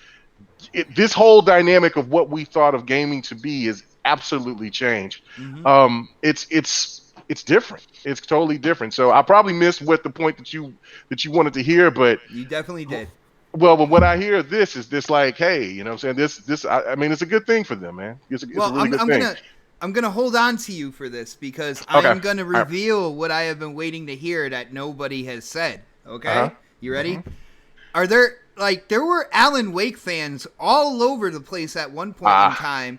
Now, with them being signed to Epic, that whole thing where people were worried that Alan Wake 2, if it's ever developed, would only be on PlayStation, with them signing with Epic and doing a multi-plat 3-game contract, the sequel to Alan Wake could again come to Xbox along with other places. No Alan Wake fans here?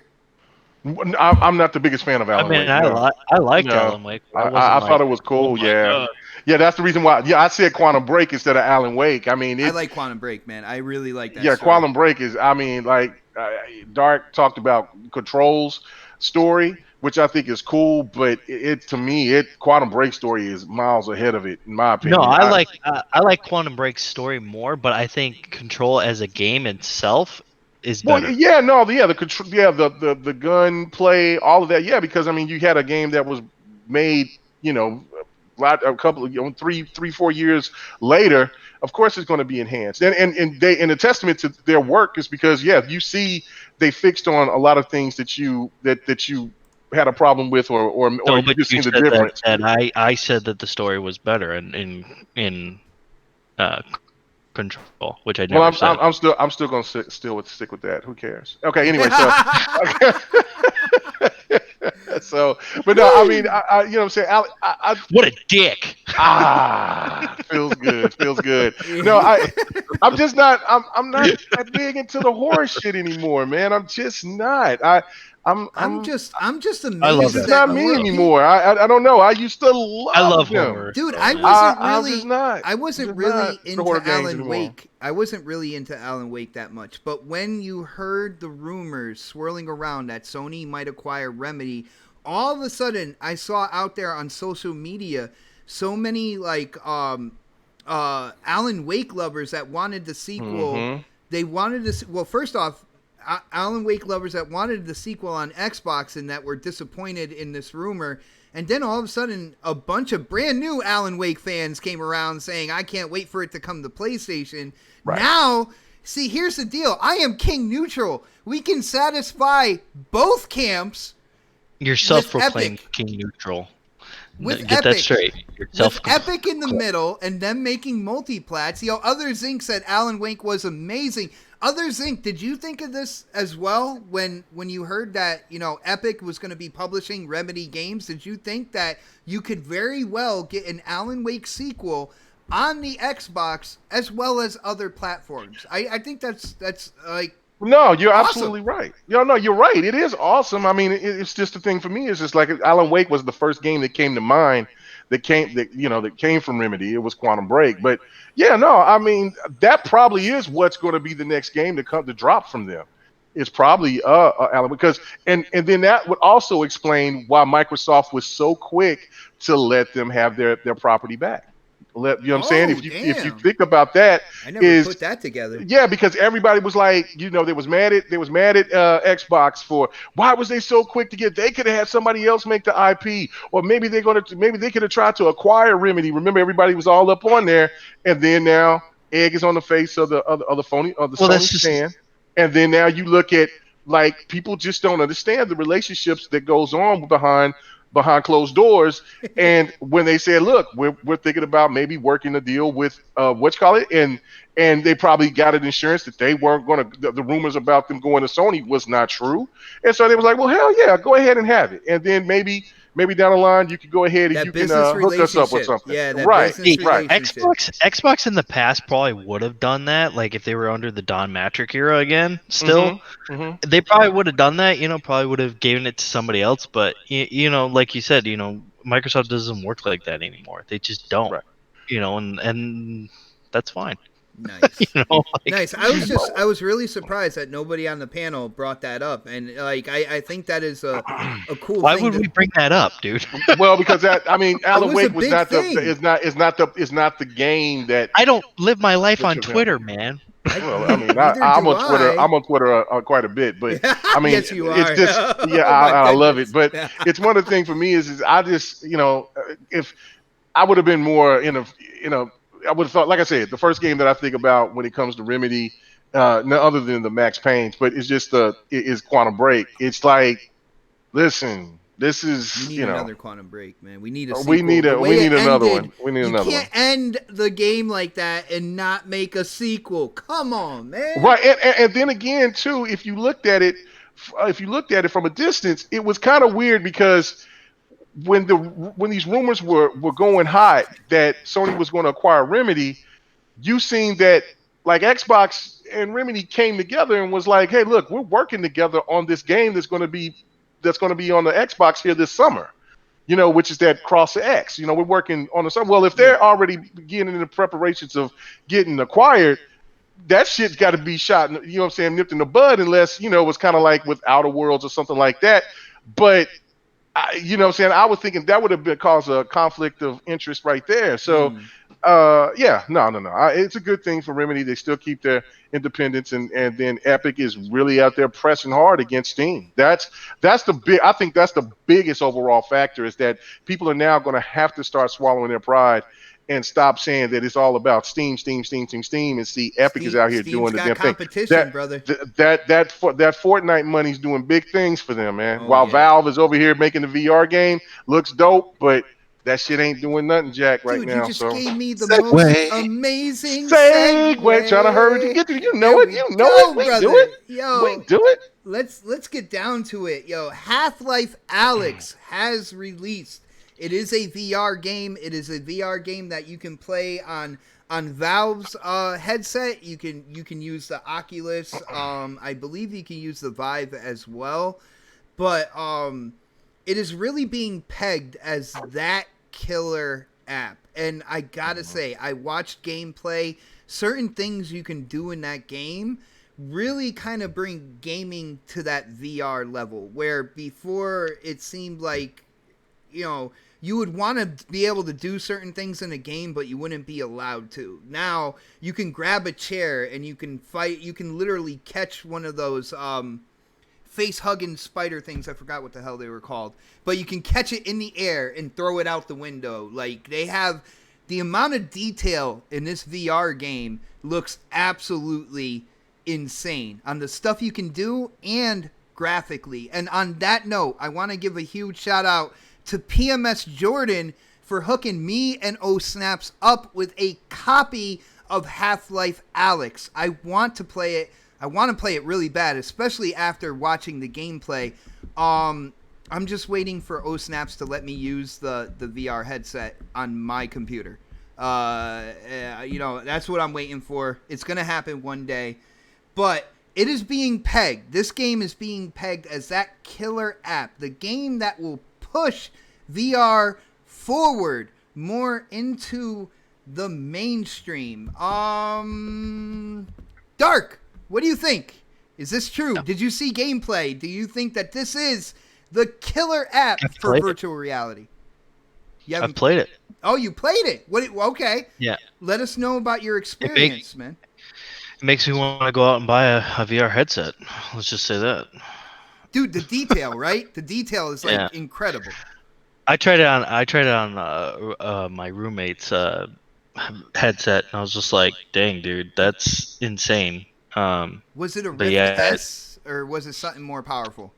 It was a Rift. It was just the I think regular Rift. Yeah, the regular Rift. The regular Rift is actually more powerful than the S, so you got a quality experience there, man.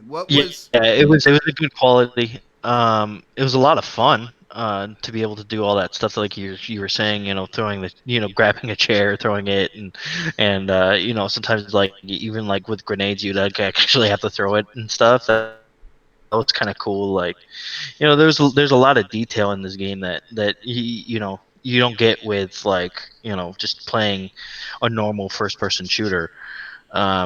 It's graphically it looks fantastic. It's definitely Half-Life. It has that Half-Life feel to it. Yeah.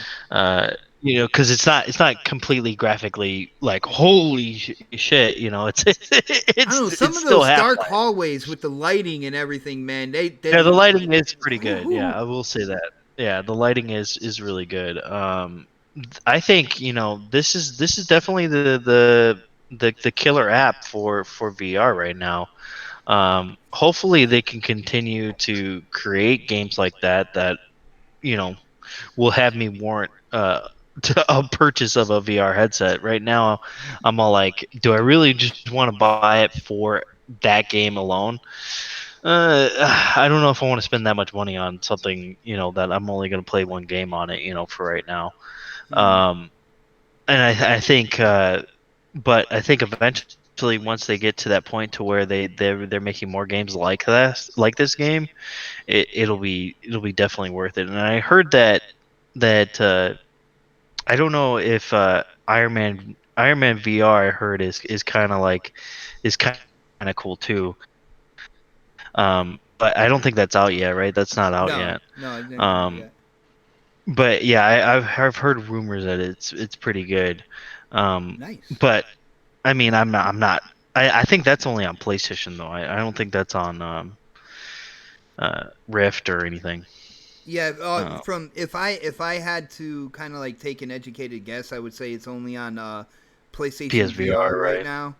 Um, I But imagine if it was on like Rift or something like that. It'd probably look and play probably 10 times better. dude, Because I that's mean, I've tried a PlayStation, I've tried the PSVR, and then going and playing on the Rift, it's like completely different. Like there's no you get that same experience, but it's very downgraded. Oh yeah, Very yeah, yeah. definitely. Like the one thing I can say about Half-Life Alex with the gameplay that I've seen, again, the attention to detail and what you can do. You can literally, you know, cock your gun, like open it up, Yeah. see the bullet on the inside, and if you tip your gun over, you can literally drop that bullet out, and you have to pick it up and put it back in. Like, yo, I it's love doing that with the pistol too. Like just opening it up, seeing if I have a bullet in there, then shooting.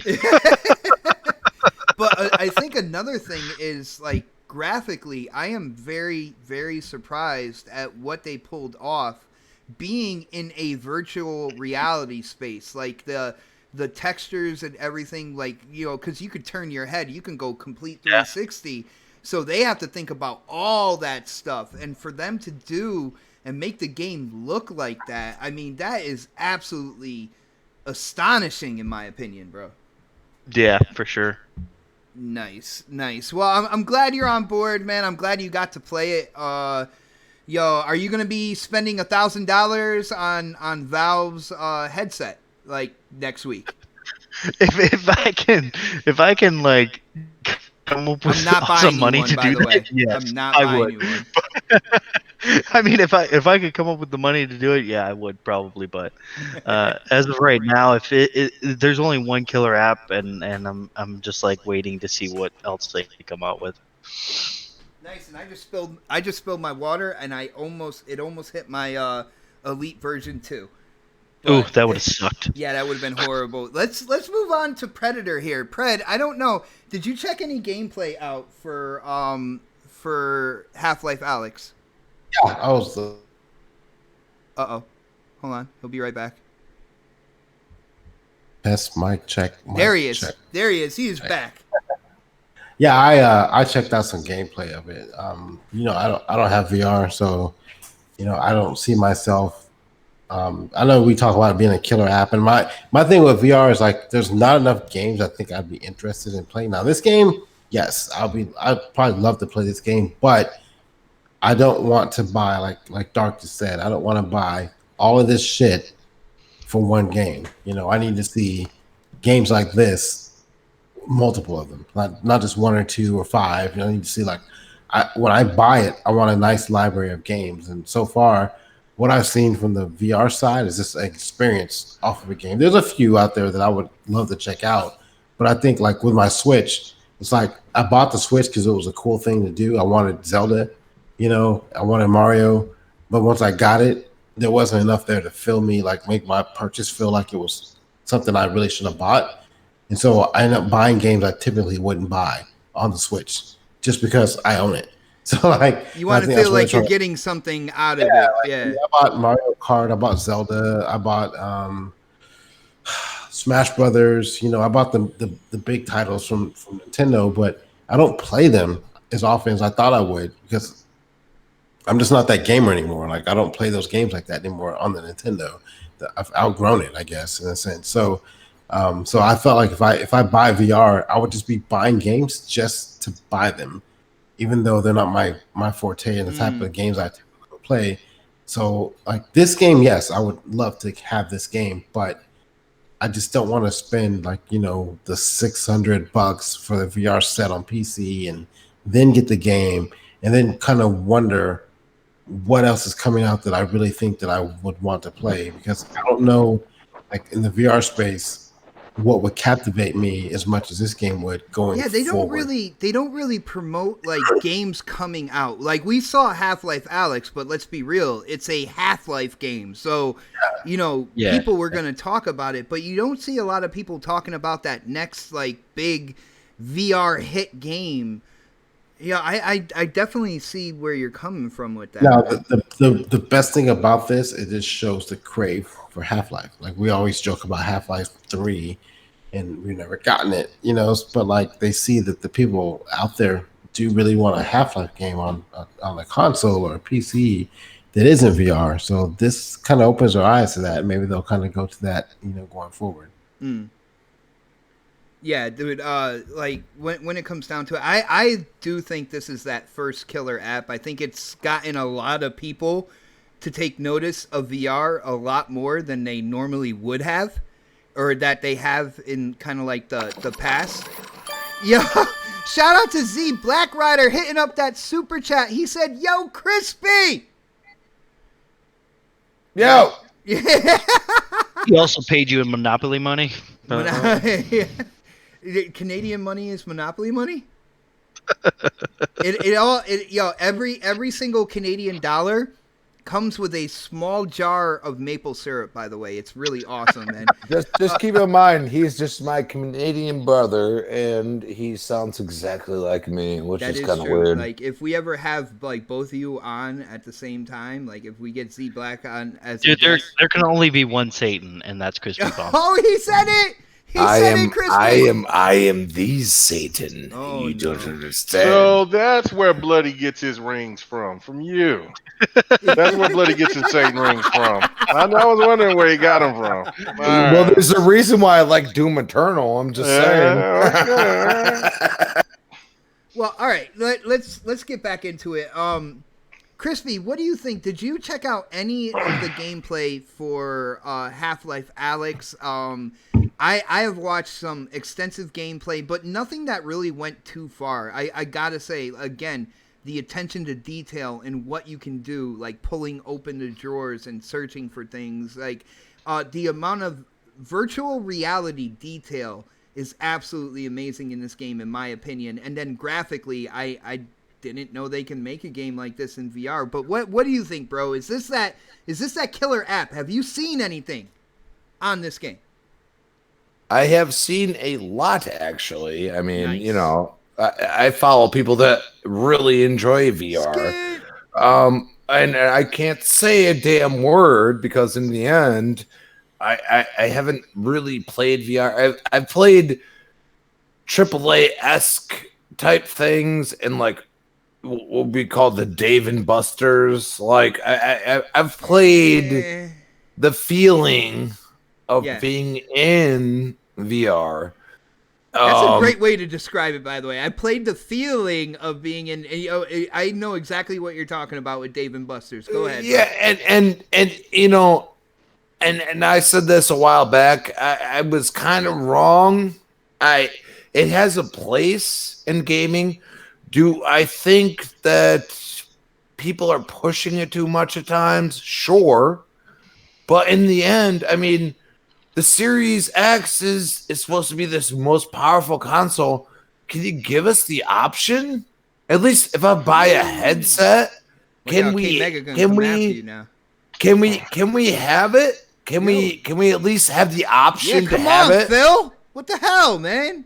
And the only thing I say is that I watched multiple people like draw on the window with the marker in Half-Life Alyx, and I was looking at it, I was like, damn, that shit looks so fluid. That's insane. You know what I'm saying? It looked so fluid. It looked almost, natural, which when you think of VR, from what I've seen, you don't see that.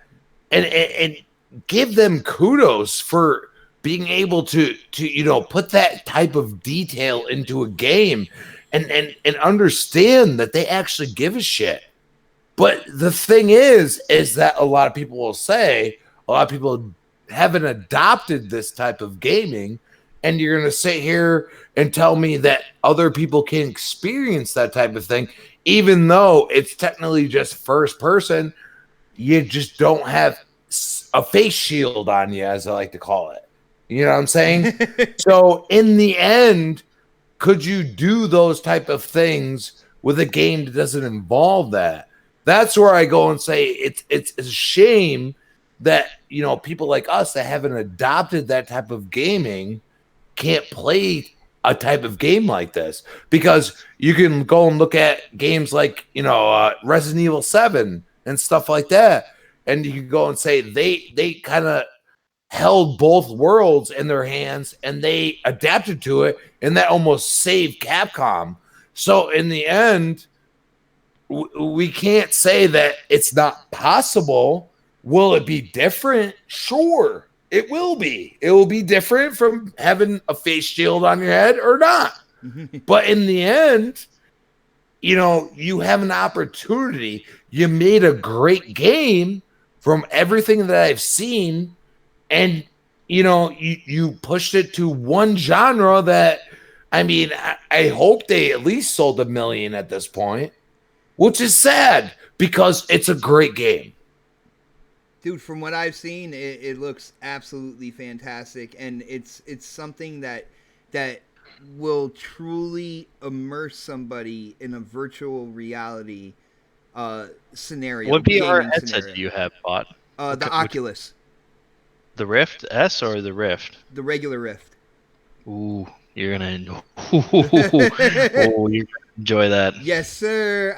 That's why when people were saying Rift S, I'm like, Rift S is less powerful. What are you talking about? Like, or even like the Quest, like it's not like, even if you you still have to hook it up with the Quest. Like, even if you have a Quest and you're thinking, still gotta plug it in. I can do it wirelessly. No, you can't. You have to plug it in still. Yeah, and you look at the quality of the game, and you would figure that you need to be plugged into a computer, a big processing machine to get that game pumped into that headset. Let's be real here. But yeah, no, I can't wait to play it personally. I'm a little jelly that Dark got to play it before me, but I will have to make up for that. Why are you jelly about that? Dude, because I'm really excited to get in on this. And again, PMS Jordan, thank you so much. I am incredibly grateful. Anytime somebody hooks us up with a game or something like that, you guys don't even know. I am incredibly grateful for anything that people decide they're going to be like, you know what? Let's give it to Xbot and O-Snaps. It's really humbling when people do. You're the only people I donate games to. So you just made me turn red a little bit, man. He got them rosy cheeks. Oh, rosy. But let's get to K Mega here. K Mega, Yep. You have been on the line here, really strong. About VR being kind of like a niche thing. Saying it needs a killer app. It needs that game that really gets people to pay attention to virtual reality. Half-Life Alyx is out. I see it turning heads. A lot of people who wouldn't normally pay attention to VR. What do you think, man? Is this the killer app? Have you seen gameplay of this game? Yeah, I've seen gameplay of it. What do you think, bro? Oh, it looks fantastic. Oh my goodness. Still don't want a VR though. do you think this is that first kind of like killer app for virtual reality? Yeah, I think it's the one that could be the flagship to get people to take notice that may be in my camp and maybe put it on and get to it. But I mean, I don't know. As for me, I'm still not interested. I'd rather play it on my TV. I mean, that's just me. I mean, look, I put VR on for the very first time ever. iHerpes. Yeah, I put the iHerpes machine on for the very first time just last week. I believe it was last week. It was a week and a half ago. It was last week, and I posted it on. But it was me doing this little training exercise thing through it and everything, and I was like, people are going to be tripping out when I show them that I'm putting this thing on, and it was cool. It was dope. I thought the way that you move your hands with the controllers and all that. But the first thing I thought when I took that thing off was like, I'm never putting that shit back on again unless I have to.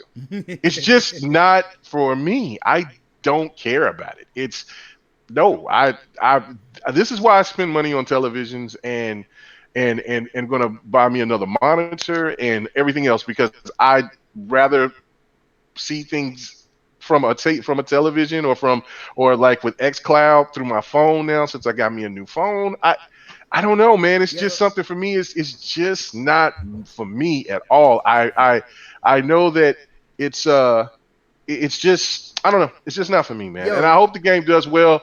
From indications of it, it's still stagnant. I posted an article that they were talking about the game is still not getting no traction, and I really hope it does, because from what everybody said and from what I've seen with it, there was a lot of detail into it. I watched a lot of gameplay of it. I said, damn, this shit is dope. But the only thing that I could think of was that you know what I'm saying, I wish this was on that I can play this on a controller and on through my television. Well, you like when it comes to the detail of what you can do, I think you'll be more limited on a controller. But I got a question for you, Kate Mega, since you said Sure. About the stagnation of the game, how it's not really catching a good stride out there. On release, it had a bunch of people, especially early adopters, people who pre-ordered stuff like that, getting into it. Why do you think that it is quote unquote stagnant right now in terms of like active like gamers playing the game? I think it's because of the same reason why I do it. It's not because I hate VR or anything like that. I really want VR to stick around as long as possible, forever. Because that's a peripheral that people enjoy, and I'm always for any gamer to enjoy anything that's pertaining to gaming. So I don't want it to ever go away. I just think that they look at it from my standpoint, or just kind of like what Pratt was saying, is that look, if you are a multi-console or platform buyer or whatever, a device buyer, then you let's say you got the Switch already, you got the PlayStation, you got the Xbox, you got a gaming PC. Okay, so then you add this peripheral on there, and everything, you can only play a game one at a time. It's cool to get the option to do this, but it's then you get yourself like what Fred said, what I've done, which I've slowed down dramatically, which it kind of hurts my heart every time I see something in the store. I'm like, I want to get it. No, I want to get it. I want it so bad. I want it. I want it. And then I'm like, no, I can't. So the thing of it is with me is you buy stuff and then you don't even play on it. And then you're kind of looking at it like, damn, this shit is collecting dust. I'm wasting money. When there is a game that you might want to play, and you're right there, and you might be short, or it's just that your budget might not be right. You got to pay something comes up, and then you like, damn, if I didn't buy this stupid ass little game that I ain't only played but 2 times, then you know what I'm saying, I could have got this game, or I could have got this. Something else or whatever. And I think also to add to this is that people are now getting ready to prepare for the new consoles that's getting ready to drop. and people are now starting to hold and this situation going on within the world. I think people are just more held back on buying a lot of stuff. People are bullish. You know what I'm saying? So they're not bullish. What is Bearish. the bearish? So yeah, they're kind of We're talking stock market now. yeah, Let's yeah, go. yeah. They're bearish, man. They're not in the now. This could be the thing. We'll see this right here.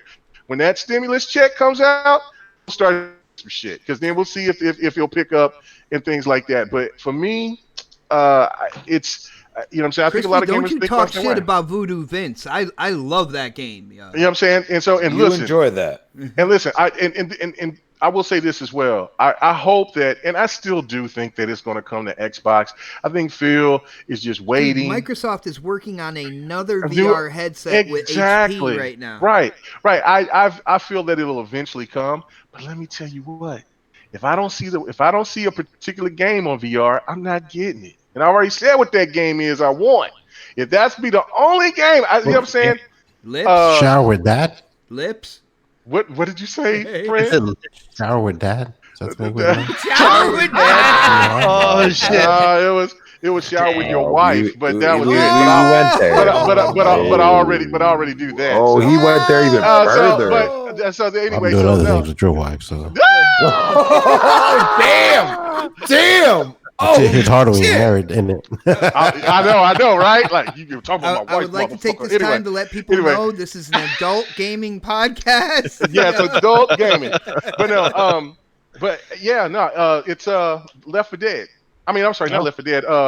The House of the Dead. I want House of the Dead. If they bring back House of the Dead, I'll finally give VR a chance. Well, Either That's one just the would be perfect nice. game. Sega about that, man. Honestly, either one would have been nice. We It'd be nice. got dirty Well, true. up in here real Yeah, quick. Left 4 Dead too.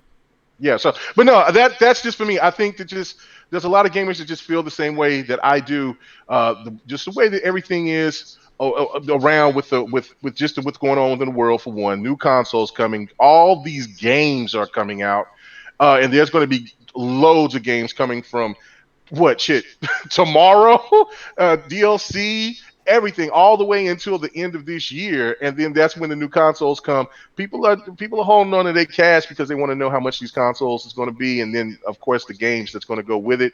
And VR right now is probably going to be the just last in line, man. I hate to say it, but I do want it to succeed, and I do want it to come to Xbox. I think it should because as gamers has been asking for.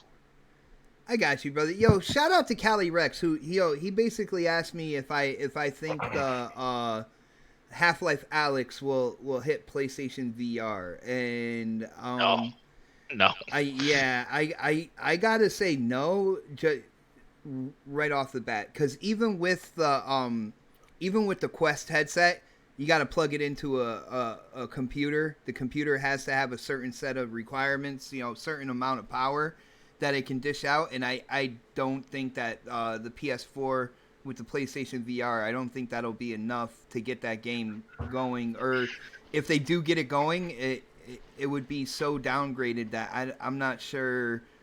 It might come with the next PSVR iteration or something like that. Maybe. Maybe. Anthony Chipmunk says in here, sorry, but I was just saying, Anthony Chipmunk said House of the Dead 5 is coming soon on consoles. See, right there. If it said VR only, I'm like, damn, you know what I'm saying? I'm going to have to make some things happen, man. But if it's coming to consoles, I mean, damn. I got you, man. I think at the end of the day, when it comes down to it, you guys know me. Like, when VR was first talked about, I don't hide what I've said in the past. I said it was niche and all that good stuff. I had a chance to play it a few times at home when OSnaps got it, and that overall immersion, I felt it in what they call experiences, but when I went in and played a game, I had fun with the games we were playing. Paranormal Activity was actually like my absolute favorite, but to see that they are progressing and they are getting even more and more detailed, and they're understanding that a VR game has to do things differently.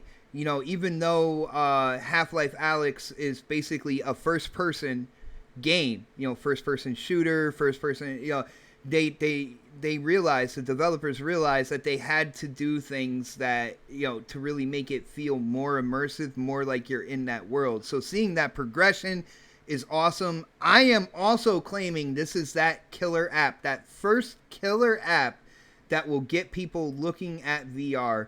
So it's what's next now. You know what I'm saying? It's what is the next game coming out where people are starting to think of. It'll be Medal of Honor. Honor will be the next one probably.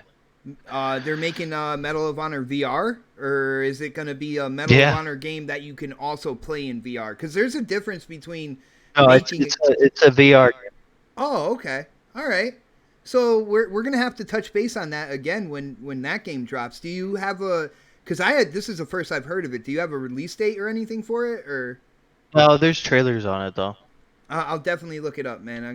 Gonna have to do a little research on that, because I think when it comes down to it, from what Predator is saying, from what K Mega is saying, and I think there's a lot of people out there, it's like, yeah, this is that killer game, but like, I don't buy a system, a console for one game. You know what I'm saying? So like, I think gamers out there got to feel like they can build a substantial library when it comes down to it, for them to invest how many hundreds of dollars for a VR headset.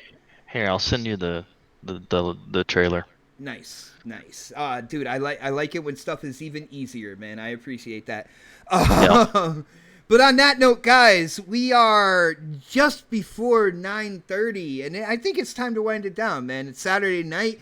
Gamers got a game. I know the chat and at least some people on my panel, are waiting to actually play games tonight. So, like a 40-year-old with a comb over, we got to get those plugs in. And before I let the outro start going out here, I do want to say huge shout out to everybody who hung out with us tonight, talking about a bunch of different things, when it comes to gaming news. Definitely appreciate it. I appreciate all the support.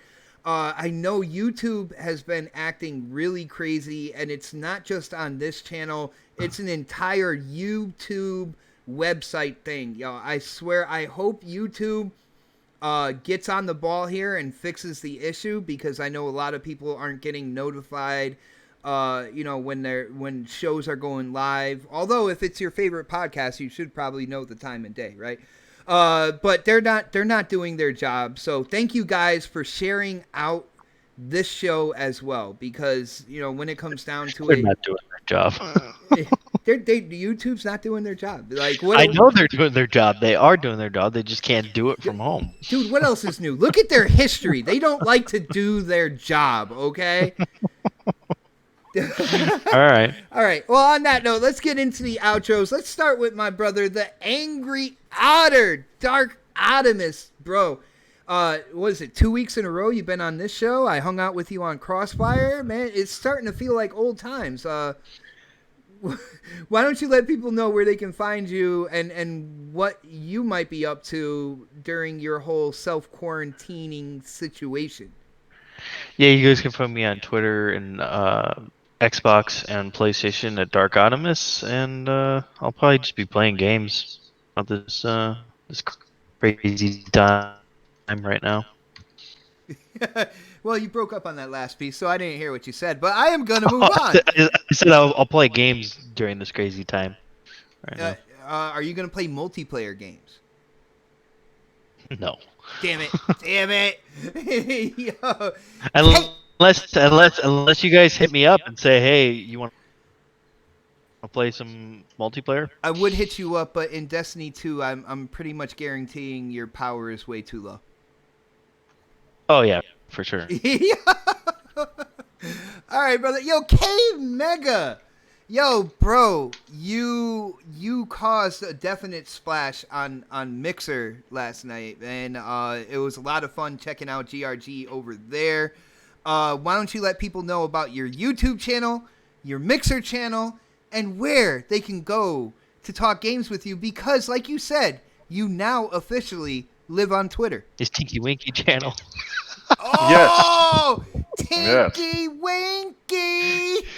So many tries to try to use it, but they can't use it like the main man Well, himself it's that like started it. you can't say Battletoad, so That's Well, you're I right. was You're right. I You're right. wasn't trying Battle to imitate it. turds. that's completely wrong. Oh, And put down that pack of Battle Marlboros. turds. oh, Trying too hard. disrespect. Trying too hard, Okay. man. All You right. can't Yeah. do it. All right. But go Okay, ahead, but K yeah. Mega. Thank you very much. Anyway, no, move the live show to Twitter. I just uploaded the GRG podcast onto YouTube. It's just one of them things, man. Got more freedom to do what I want to do. You know what I'm saying, on Mixer, and so therefore it's better just to do a live show there. It was a lot of fun actually. Hold on, are you going to And be doing it strictly there from now on, or?